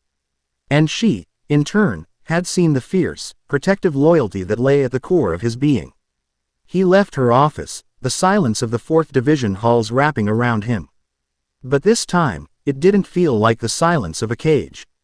It felt like the quiet before a storm. A storm he was, for the first time, looking forward to. Chapter 4 End. Here is the 5th chapter of your story. Chapter 5. The weight of a name. The fallout from the mission to Kusajishi was immediate and seismic. Byakuya Kuchiki's report, delivered with his typical cold precision, sent shockwaves through the Seraite's command structure. The existence of the void beasts, and their corrosive, reality-erasing powers confirmed that Soul Society was facing a new and terrifying enemy. But it was the supplementary details of the report, the parts Byakuya had clearly loathed to include, that ignited a political firestorm. His Senbon Sakura had been ineffective. His high-level Bakudo had barely held. It was Naruto Uzumaki, the Ryoka, the living anomaly, whose power had been the decisive factor. He was not just a curiosity, he was their only effective weapon against this new threat. This fact did not sit well with many. In the hallowed, sterile chambers of Central 46, where 46 faceless nobles governed the laws of the spiritual world from behind their screens, a new voice of dissent was rising. It belonged to Seijuro Kariya, a man whose ambition was matched only by his rigid adherence to tradition. Kariya was a prodigy of a minor noble house, a master of Kido and a purist who believed that the centuries-old balance of soul society was sacrosanct, a delicate and perfect mechanism that must be protected from any and all foreign contaminants. To him, Naruto was not a savior. He was a symptom of a disease. He is a cancer. Kariya's voice, eloquent and passionate, echoed through the chamber. He stood before the shadowy council, his posture one of righteous conviction. Can you not see the pattern? This, Ryoka, appears, a being of unnatural, living energy in our world of the dead. And what follows? An enemy that feeds on the very fabric of our world, an enemy that only he can effectively combat. It is cause and effect, plain as day. He is not the cure. He is the anchor drawing the disease to us. His words found fertile ground in the council's inherent fear of the unknown. They were old, conservative, and deeply suspicious of anything that deviated from established doctrine. The reports state that his power is our only weapon against these void beasts, a reedy voice countered from behind one of the screens. A convenient coincidence, Kariya retorted, his voice sharp with scorn. We are being forced to rely on the very agent of our potential destruction. We are putting the fate of soul society in the hands of an uncontrolled, classified anomaly whose origins and loyalties are a complete mystery. We are celebrating the sickness because it presents itself as the only medicine. This is madness. He paced before them, his white uniform pristine, his handsome face a mask of fervent belief. Captain Commander Yamamoto is blinded by the boy's utility. Captain Unohana, our paragon of order and healing, has been compromised. She harbors this creature, studies him, protects him. She has become his champion. The Gote 13's judgment is clouded. It falls to Central 46, as the ultimate guardians of law and order, to rectify this situation before it is too late. He let his words hang in the silent chamber. I do not ask for his execution. Not yet. I ask for a true test. A trial to prove his allegiance not just to the Gote 13, but to the very soul of this world. Let him face a true Shinigami, a guardian of our principles, in a formal purification duel. Let us see if his power can stand against the righteous law of soul society itself. I, Seijuro Kariya, will be that guardian. Allow me to face him. Allow me to expose him for the threat he truly is. His speech was a masterpiece of political maneuvering, playing on their fears, their pride, and their distrust of the military power of the Gote 13. The shadowy figures conferred in hushed whispers. Kariya's logic was twisted, but it was compelling. And it offered T.H.M. a chance to reassert their authority over Yamamoto and his captains. A gavel slammed down, the sound echoing like a death knell. The motion is passed, a voice declared. A formal purification duel is sanctioned. Seijuro Kariya, you will face the Ryoka, Naruto Uzumaki. Prove your conviction. Kariya bowed deeply, a triumphant, razor-thin smile touching his lips. He had his mandate. He had his weapon. The first step to restoring order had been taken. The official summons arrived at the 4th Division barracks, delivered by a stoic messenger from Central 46. It was not a request. It was a decree, bearing the full weight of Soul Society's highest law. Naruto read the scroll in Unohana's office, his brow furrowed. A purification duel, he asked, the term tasting foreign and archaic on his tongue. What does that even mean? Unohana's face was a mask of cold fury. The gentle smile was gone, replaced by a thin, hard line. The temperature in the room had dropped several degrees. It is an antiquated, barbaric ritual, she said, her voice dangerously soft. It is a trial by combat, predicated on the idea that a duel can burn away impurities and prove one's loyalty. It is a political assassination disguised as a noble tradition. Kariya and Central 46 are trying to eliminate you under the veneer of the law. This Kariya guy, who is he? He is the prodigy of the Kido Corps. A high-ranking seat in the Central 46 administrative offices, and a dogmatic fool, she replied, her disdain unconcealed. He is a purist who believes your very existence is a blight. He has manipulated the council's fear to force this confrontation. Naruto reread the scroll. He was to meet Kariya at the Seihotokyoran, the Palace of Quiescent Screams, a sealed compound used for high-level Kido practice and, historically, for these very duels. So if I refuse, I'm a traitor. If I accept, I walk into a trap. Precisely, Unohana confirmed. This duel will not be honorable. Kariya will have every advantage. The location, the rules, it will all be engineered for your defeat. She looked at him, her dark eyes burning with a protective fire he had seen once before, in the gray wasteland of Kusajishi. You will not go. I have to, Naruto countered, his voice firm. He set the scroll down on her desk. If I don't, it proves him right. It gives him the excuse he needs to declare me a threat to everyone. They'll brand me a traitor and hunt me down.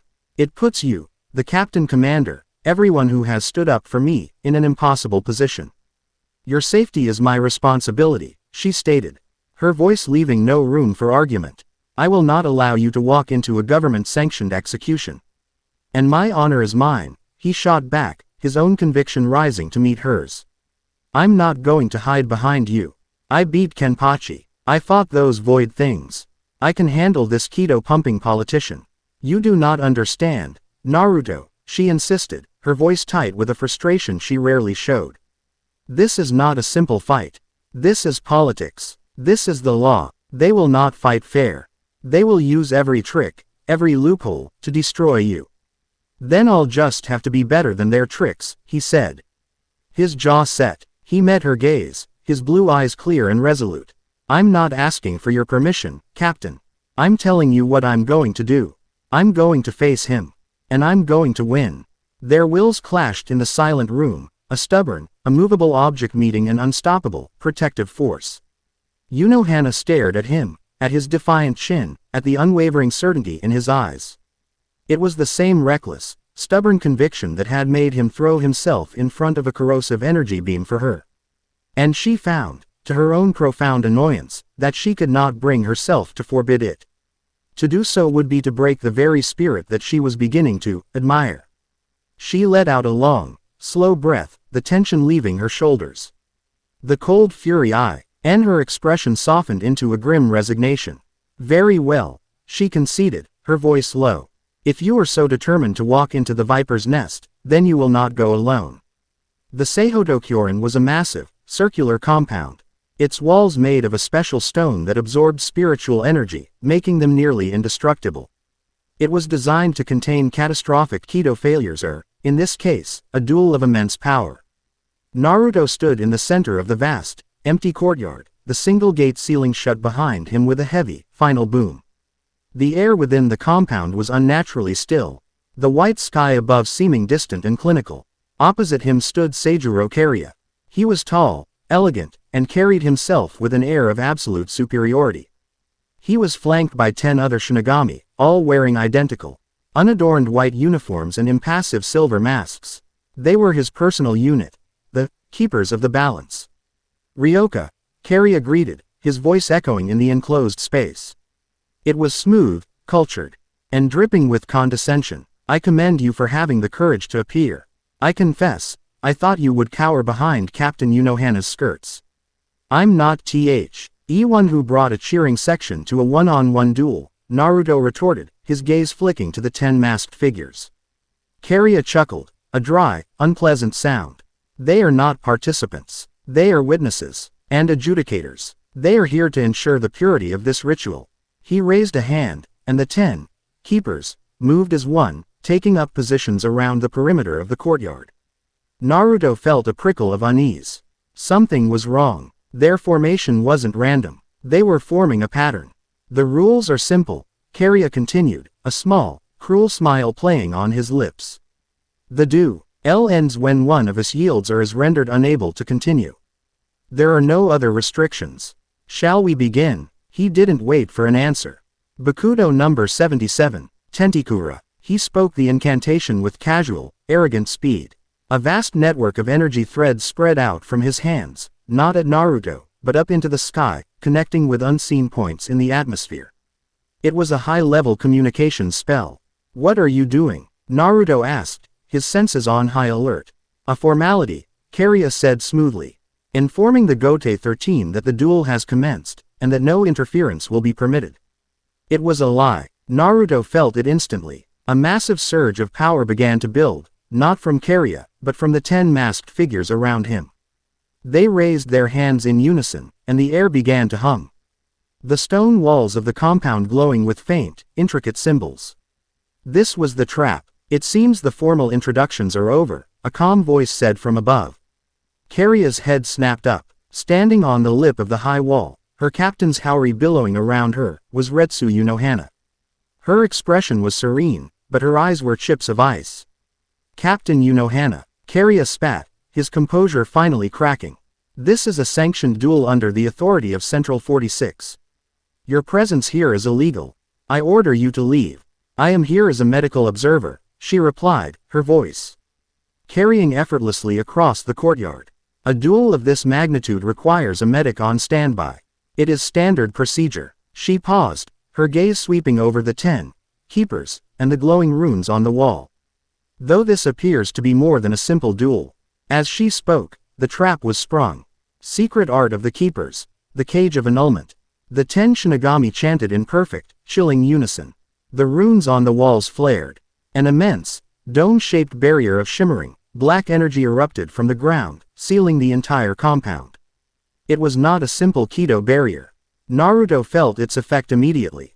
The vibrant, thrumming ocean of life energy within him felt sluggish, muted. The connection to his own power was being dampened, suppressed by the strange, nullifying field. Quote, "This barrier is woven from the doctrines of absolute law," Kariya announced, his voice filled with triumphant glee. "It is designed to sever a soul from its unnatural anchor. For a Shinigami, it is merely disorienting. For a living creature like you, it is a death sentence. It will tear your very soul from your flesh. All I have to do is wait." He was right. Naruto felt a horrifying tearing sensation, a spiritual and physical schism. His body felt heavy, alien, while something deep inside him was being pulled, stretched, and tortured. His vision swam, and he dropped to one knee, a gasp of pain escaping his lips. "Now do you see, Ryoka?" Kariya gloated, taking a step closer. "Your power is nothing against the unyielding order of Soul Society. Your very nature is a flaw, and we are here to correct it." "A flaw? In your design?" a cold voice said. Everyone looked up. On the wall, not far from Unohana, another figure had appeared. Captain Byakuya Kuchiki, his white scarf fluttering, his expression one of utter disgust. "Captain Kuchiki," Kariya stammered, his triumphant expression faltering. What are you doing here?" "I came to witness a duel," Byakuya said, his voice flat and cold.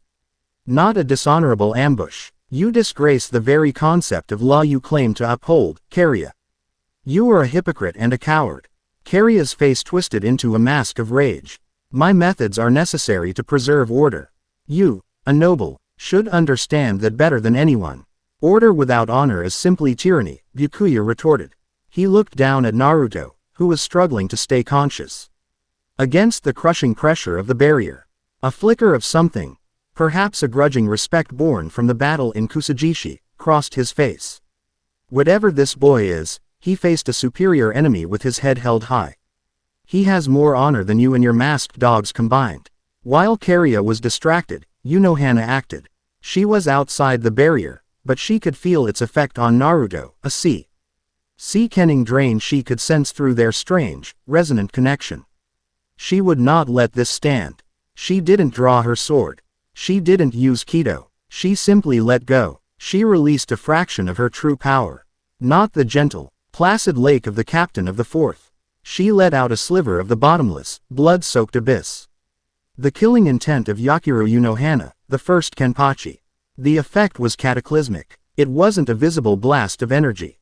It was a wave of pure, unadulterated spiritual dread. The air in the compound and for a mile around it became thick and cold, heavy with the mize of a slaughter 1,000 years in the making. The 10 keepers of the balance, who had been concentrating on maintaining their barrier, suddenly felt a pressure so immense, so terrifyingly primal, that their minds simply broke. Their concentration shattered. They screamed, high-pitched, terrified sounds, clutching their heads as the image of an ancient, blood-drenched demon filled their senses. The intricate Kido construct, held together by their combined will, faltered and collapsed. The black, shimmering dome of the cage of annulment flickered and died. The moment the suppressing pressure vanished, Naruto felt his power rush back in a joyous, vibrant flood. The tearing sensation was gone, replaced by the familiar, thrumming wellspring of life. He took a deep, shuddering breath and pushed himself to his feet. His eyes locking onto Kariya. Kariya was staring up at Unohana, his face pale, his body trembling. He had felt it too. The barest touch of that killing intent. He, a master of Kido, a prodigy of the nobility, was shaking like a frightened child. He had prodded a sleeping dragon and had nearly been devoured by its shadow. The duel is void, he stammered, taking a step back. Illegal interference. No, Naruto's voice cut through his panicked retreat. It was quiet, but it held a new, hard edge. The duel is not over.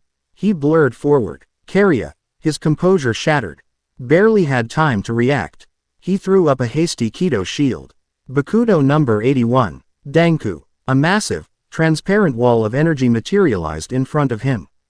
It was a shield capable of stopping a captain-level Hado spell. Naruto didn't try to break it. He simply placed his palm against it, and pushed. He channeled his own vital energy into the shield. It was not an attack. It was an invasion. His golden life force flowed into the Kido construct, not opposing it, but permeating it, infusing it with a property it was never meant to have. The Danku, a construct of pure, ordered spiritual energy, was suddenly filled with chaotic, generative, living energy. The shield began to tremble. Cracks of golden light spider-webbed across its surface. It was being overloaded from the inside out. IT's fundamental structure destabilized by the alien concept of life. With a sound like shattering glass, the ultimate defensive Kido spell imploded. Kariya stared in horror, his last line of defense gone. Naruto stood before him, his hand still outstretched, his blue eyes as cold as a winter sky. "You talk about order," Naruto said, his voice low and dangerous. "You talk about balance, but you don't care about any of that. You just care about control. Your control." He didn't strike. He didn't form a blade. He simply touched Kariya's chest, right over his heart, with the tips of his fingers. Kariya flinched back, expecting a blast. A strike, something. He got nothing. Naruto just held his fingers there for a second, then pulled his hand away. Confused, Kariya looked down at his chest. There was no mark, no pain. What did you do?" "A lesson," Naruto said, turning his back on him. "In what real power is." He began walking toward the gate, leaving Kariya standing alone in the center of the courtyard. Kariya tried to call out, to move, but his body wouldn't respond. He felt a strange coldness spreading from his chest. He looked down and saw, to his horror, that a small, perfect, five-petaled flower of ice was blooming on the fabric of his uniform, directly over his heart. But it wasn't ice. It was his own spiritual energy, frozen solid. Naruto had injected a microscopic, perfectly controlled sliver of his own energy into Kariya's primary Sakatsu, the nexus point of his soul's power. He hadn't destroyed it. He hadn't damaged it. He had simply clogged it. Like a single grain of sand in the gears of a complex watch. Kariya's vast reserves of Raryoku were still there, but he could no longer access them. He was, for all intents and purposes, rendered spiritually powerless. Naruto had disarmed him more completely than any sword ever could, and he had done it without leaving a single wound. He reached the wall where Unohana and Byakuya stood. Unohana dropped down to meet him, her serene mask back in place. But her eyes were filled with a turbulent mix of relief and something else, something deeper. "Are you all right?" she asked, her voice soft. "I'm fine," he said, looking up at her. He had seen what she had done. He had felt the terrifying abyss she had unleashed to save him. He understood, now, the weight of the name she kept hidden, the burden of the power she chose not to use. And he felt a profound, overwhelming sense of gratitude and loyalty that went far beyond simple friendship. She had revealed her deepest, darkest secret to the world to protect him. Thank you, he said. The words imbued with a meaning that only the two of them could understand.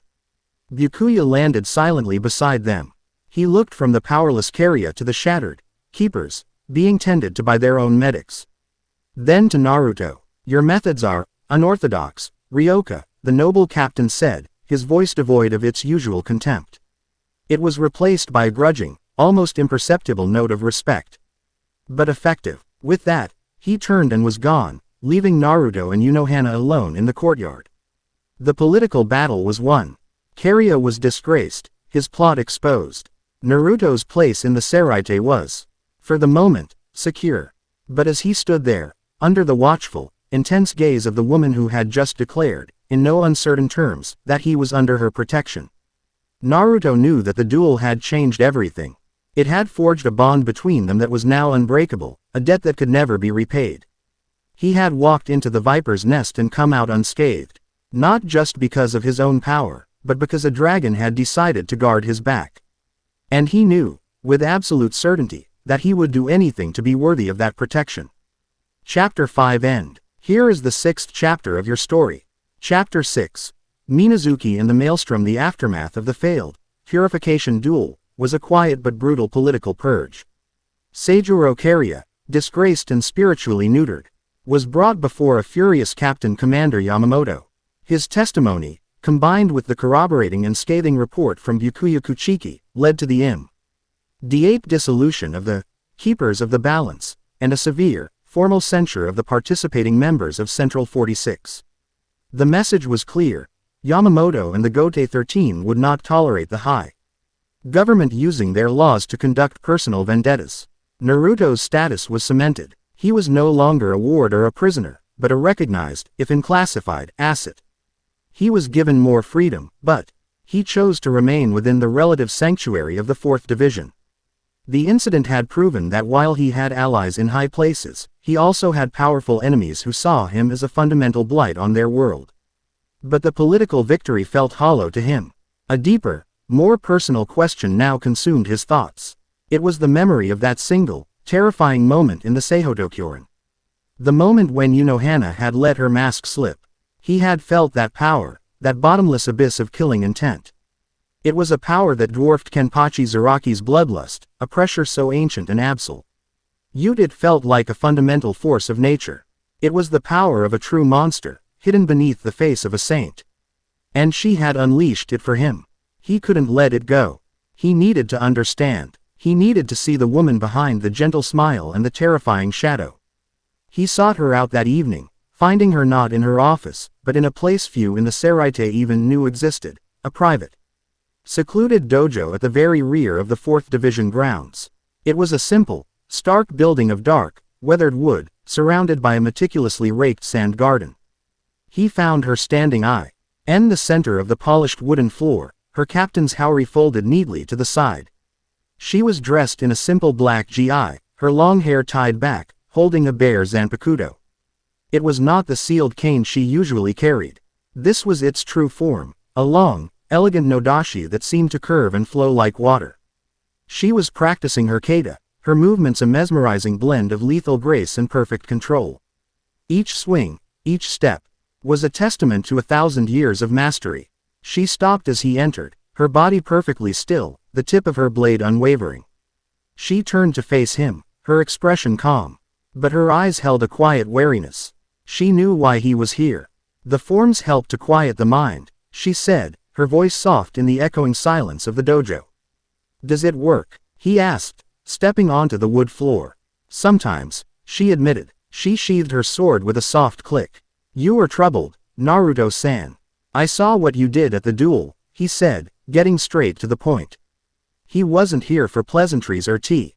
I felt it. That power. That killing intent. It was more than just a captain releasing their ryutsu.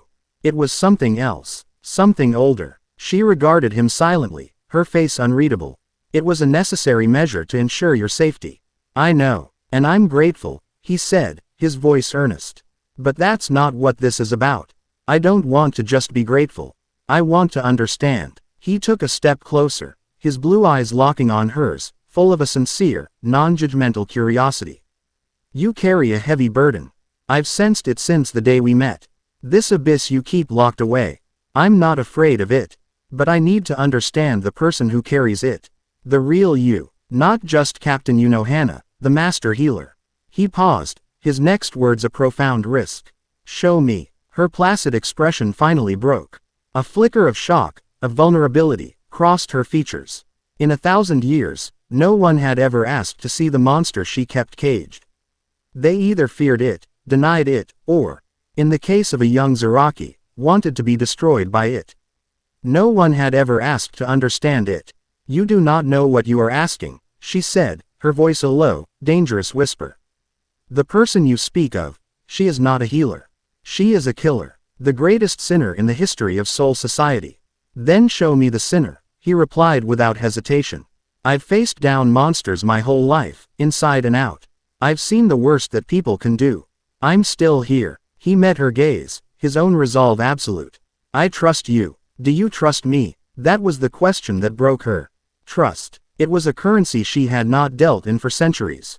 She had colleagues, subordinates, patients. But no one she truly trusted with the whole of her being. Not since. A long, long time ago. She looked at this strange, vibrant boy from another world. He had shown her a power of absolute life. He had shielded her with his own body. And now, he was asking to see her absolute darkness, not with fear, but with a desire for communion. A slow, sad, and terrifyingly real smile spread across her face. It was not her gentle captain's smile. It was the smile of Yakiru Unohana, the first Kenpachi. Very well, she said, her voice taking on a deeper, huskier timbre. But this is not a sight for the merely curious. Once seen, it cannot be unseen. She drew her nodashi again, its polished steel gleaming in the dim light. Do not draw a weapon. Do not try to fight. Just stand your ground, and do not, under any circumstances, allow your own power to falter. She took a deep breath. A final moment of Retsu Unohana steeling herself for what was to come. Then she closed her eyes. Bankai. The world ended. The word was a quiet, guttural whisper, but it shattered reality. The air in the dojo grew thick and heavy, turning to a viscous, crimson liquid. The wooden walls, the floor, the ceiling, they all dissolved, not into dust, but into a flowing, bubbling sea of what looked and smelled like blood. The scent was overpowering, coppery and thick, the stench of an abattoir the size of a mountain. Minazuki. The name echoed from all around him as Unohana's form changed. Her Shinigami uniform melted away, replaced by something more skeletal, her face becoming shadowed and demonic, her eyes glowing with a malevolent red light. But the true horror was the environment. Naruto was no longer in a dojo. He was at the bottom of an ocean of acid. The crimson liquid that now filled the space was not just for show, it was her Bankai's power-given form. A sea of corrosive fluid that could dissolve flesh, bone, and soul in seconds. He felt it immediately, a searing, sizzling pain as the acidic blood touched his skin. His Shihakusho began to smoke and dissolve. His own flesh started to bubble and melt. This was her power, not to cut, not to stab, but to reduce everything around her, including herself, to a primal, skeletal state. It was the ultimate expression of death and decay. Azane, who had been watching from a hidden observation room on Unohana's secret orders, gasped in horror. She had never seen this. She had only heard the legends. Captain, she made to intervene, but a powerful barrier, one Unohana had erected beforehand, stopped her. She could only watch in terror as Naruto was being dissolved alive. But Naruto remembered her words. Do not allow your own power to falter. He gritted his teeth against the all-consuming pain. He closed his eyes and reached inward, not for a weapon, but for the boundless ocean of life within him. He didn't try to fight the sea of acid. He didn't try to shield himself from it. He did something far more profound. He let his own power out. Seimei no Uzu, the maelstrom of life. A brilliant, sun-gold aura exploded from his body. It was not a violent blast, but a radiant, inexorable expansion of pure vitality. Where his golden light touched the crimson acid of Minazuki, a strange alchemy occurred. The corrosive blood did not retreat. It was neutralized. The searing pain vanished. The sizzling stopped. His dissolving skin began to knit itself back together instantly.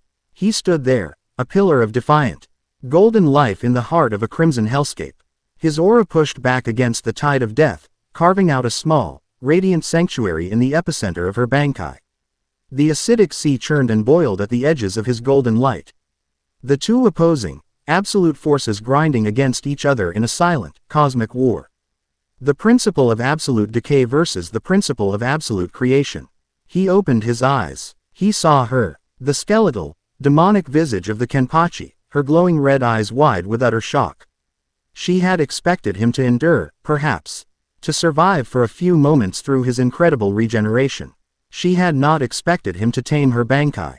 He was not just surviving in her ocean of death, he was calming its waters.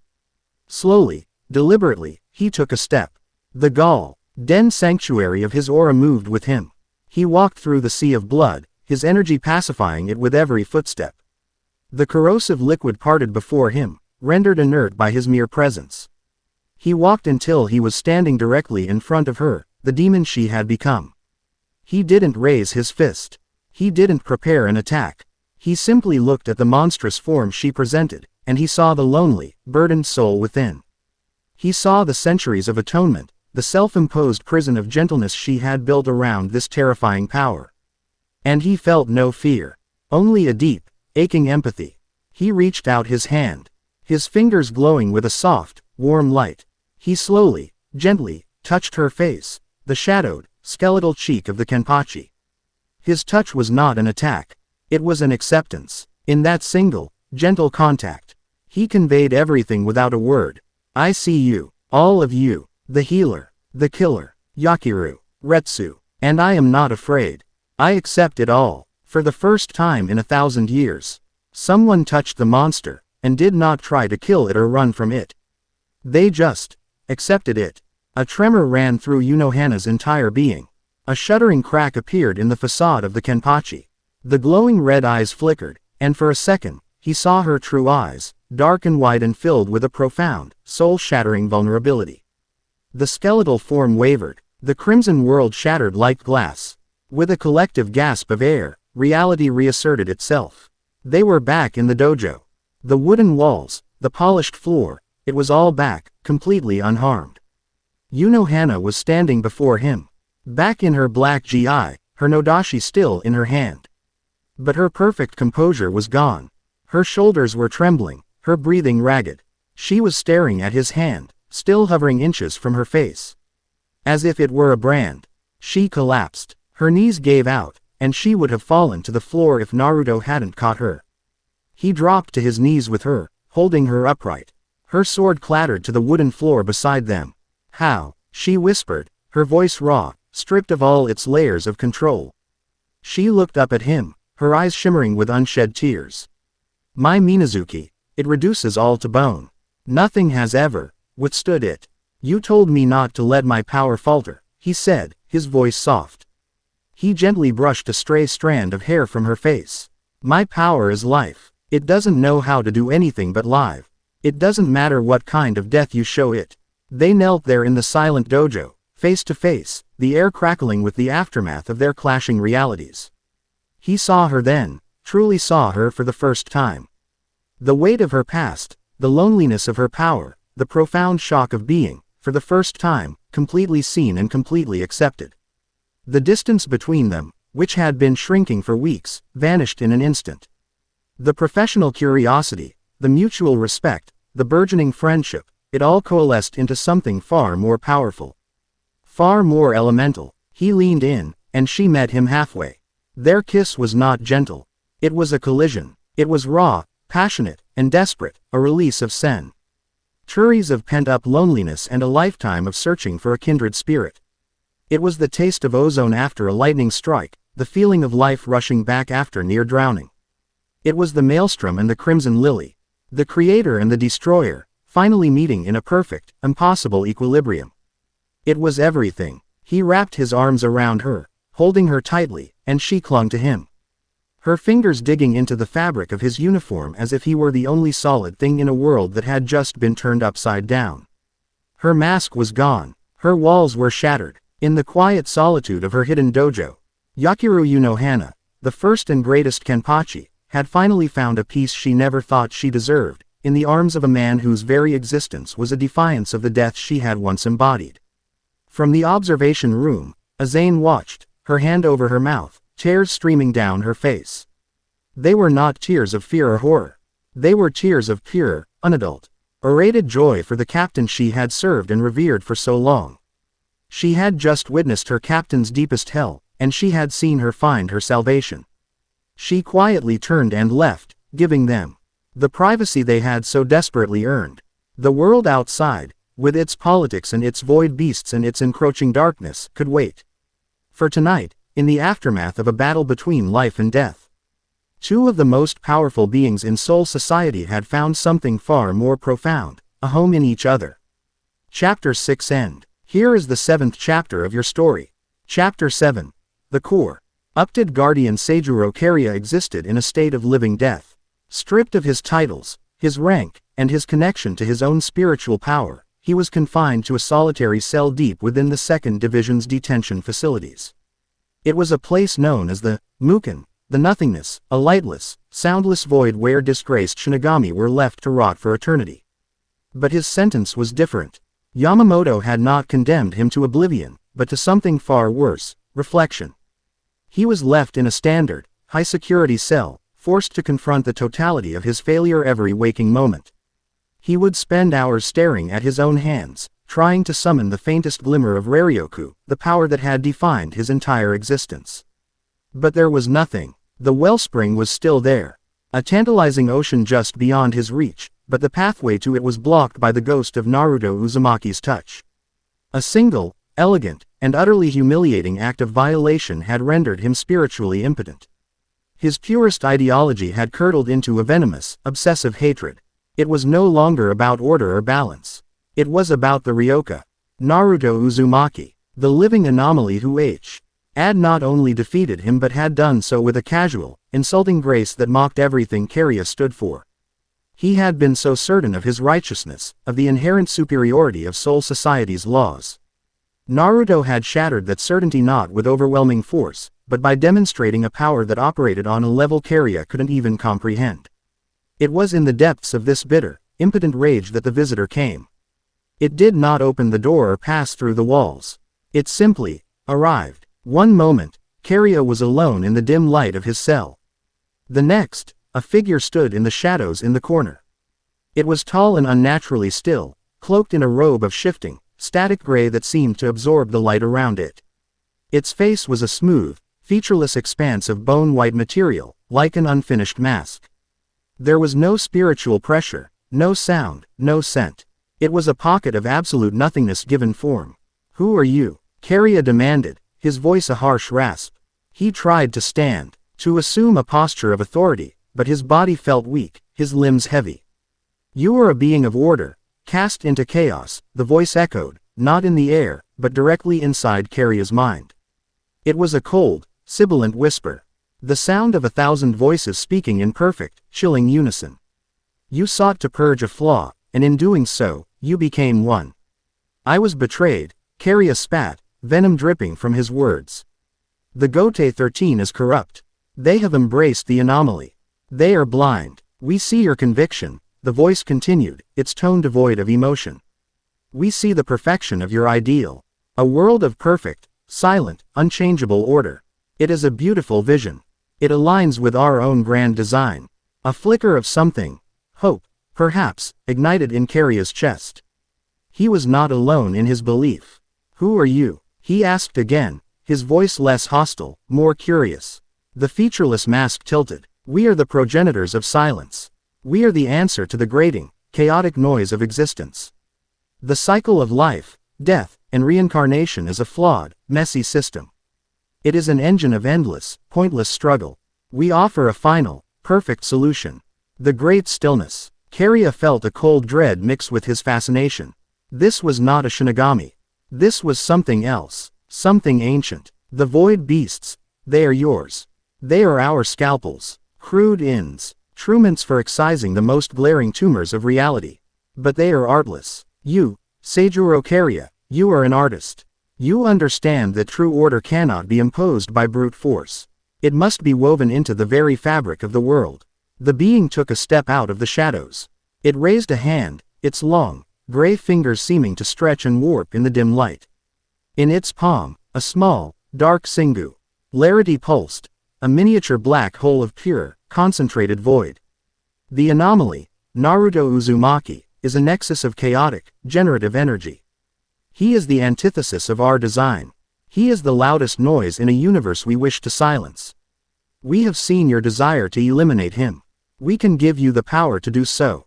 Not just to defeat him, but to unmake him. To erase the very concept of his living energy from existence.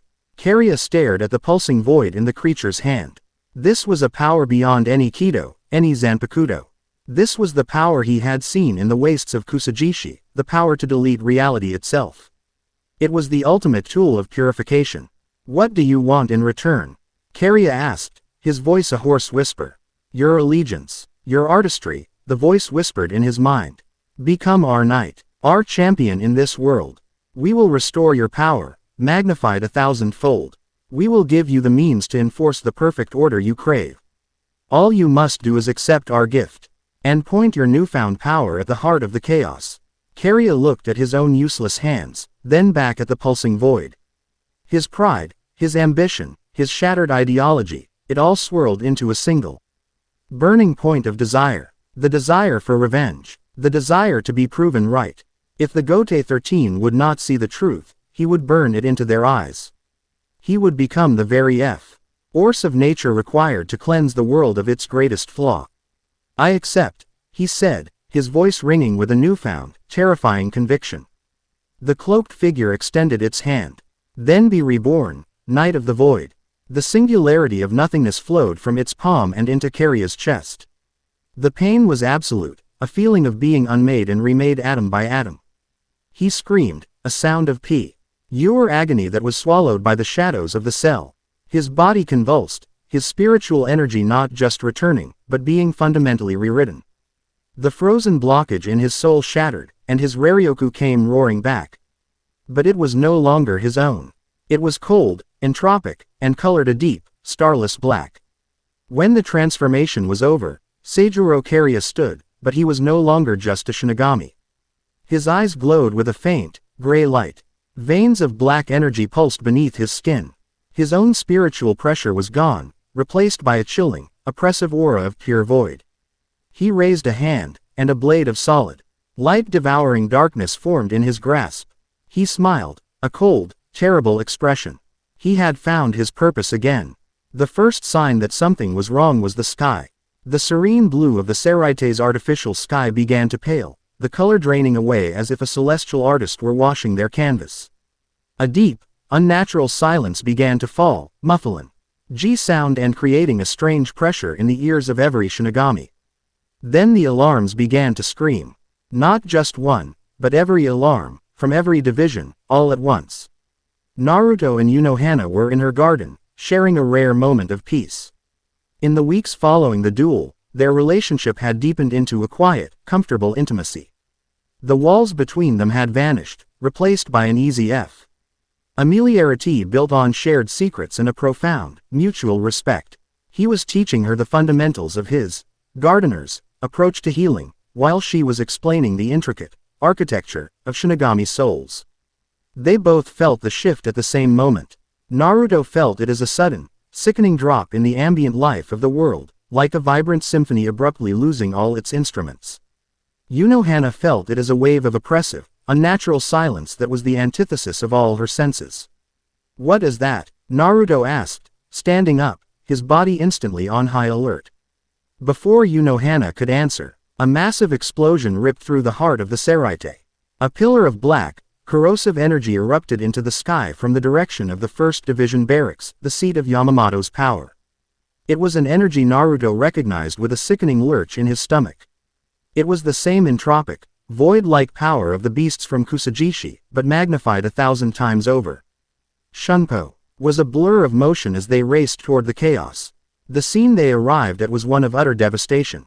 A huge portion of the 1st Division's headquarters was simply gone, erased, leaving a smooth, scooped-out crater of nothingness.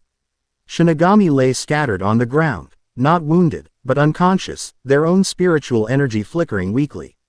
In the center of the crater stood Seijuro Kariya. He wore the tattered remnants of his prison uniform, but his presence was entirely different. His body was wreathed in an aura of black hole darkness, his eyes glowing with malevolent gray light. He held a long, obsidian blade that seemed to drink the very light from the air.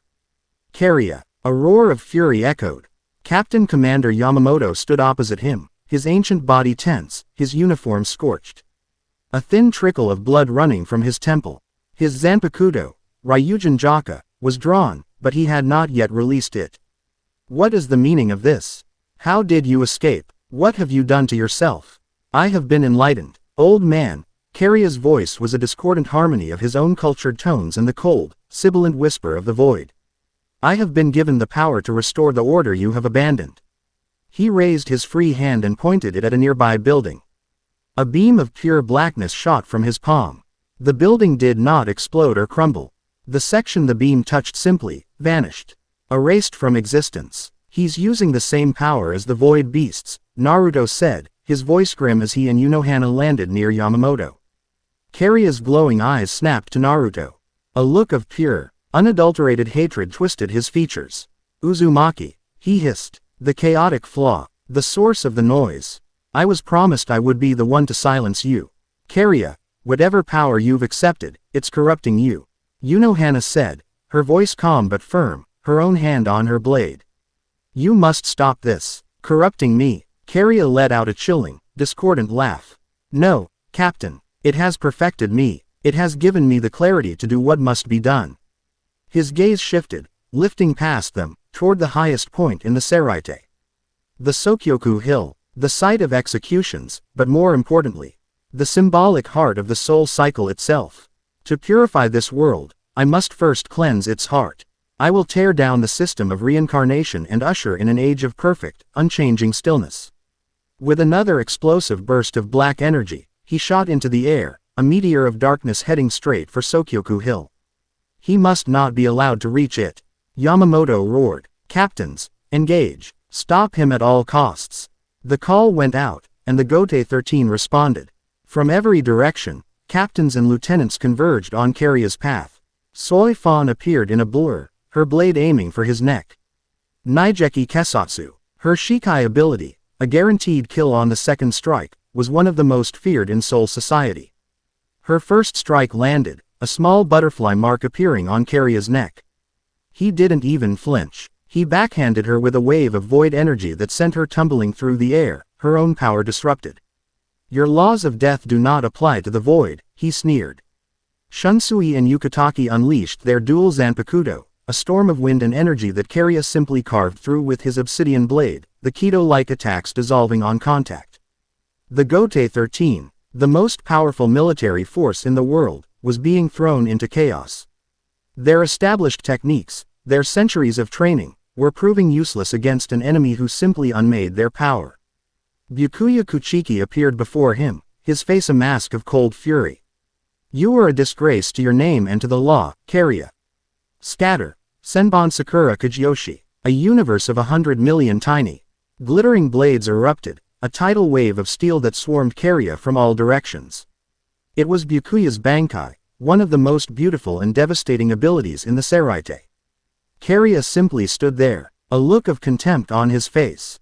He raised his hand and a sphere of black, entropic energy expanded around him.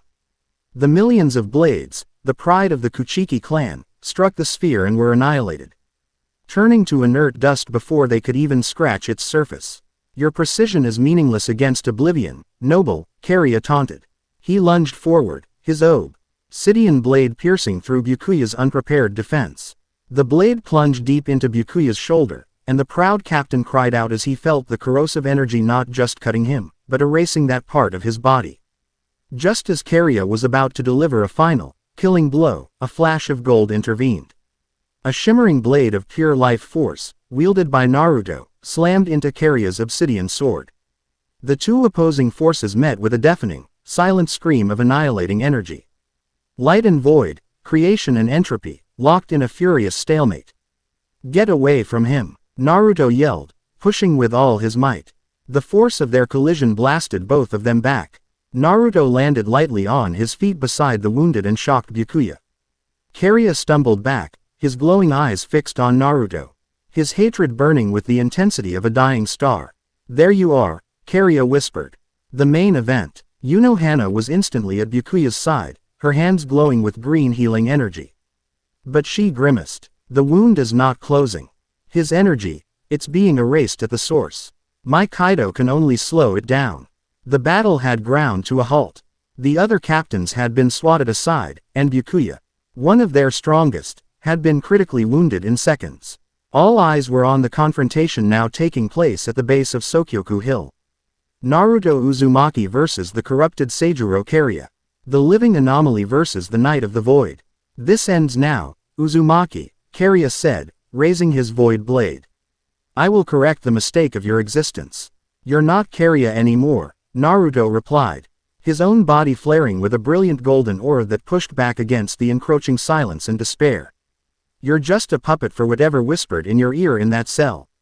The real Kariya, the one who believed in order, would be disgusted by what you've become. Naruto's words struck a nerve. A flicker of the old Kariya, of the proud, dogmatic Shinigami, surfaced in his eyes. A flash of conflict and horror. But it was quickly swallowed by the cold, gray light of the void. Silence, he roared, and charged. Naruto met him head-on. The base of the hill became the epicenter of a titanic struggle between two opposing cosmic principles. Blades of gold clashed against swords of nothingness. Waves of life-giving energy were swallowed by torrents of entropy. Every time their powers met, a localized flash of annihilating light would erupt, scouring the ground and sending shockwaves through the Seraite. The other captains could only watch, powerless to intervene. Their abilities were useless here. This was a battle on a scale they could not comprehend. It was a fight for the very definition of reality. Unohana, her hands still trying desperately to stabilize Byakuya, watched with a heart full of cold dread and fierce pride. She saw Naruto fighting not with rage, but with a grim, focused determination. He was not just fighting Kariya, he was fighting the very concept of the void. He was a lone candle flame, burning defiantly in a hurricane of absolute darkness, and he was not being extinguished. The chapter ends with a massive explosion of black and gold light as Naruto and Kariya unleash their full power against each other, the shockwave leveling the base of the Sokyoku Hill.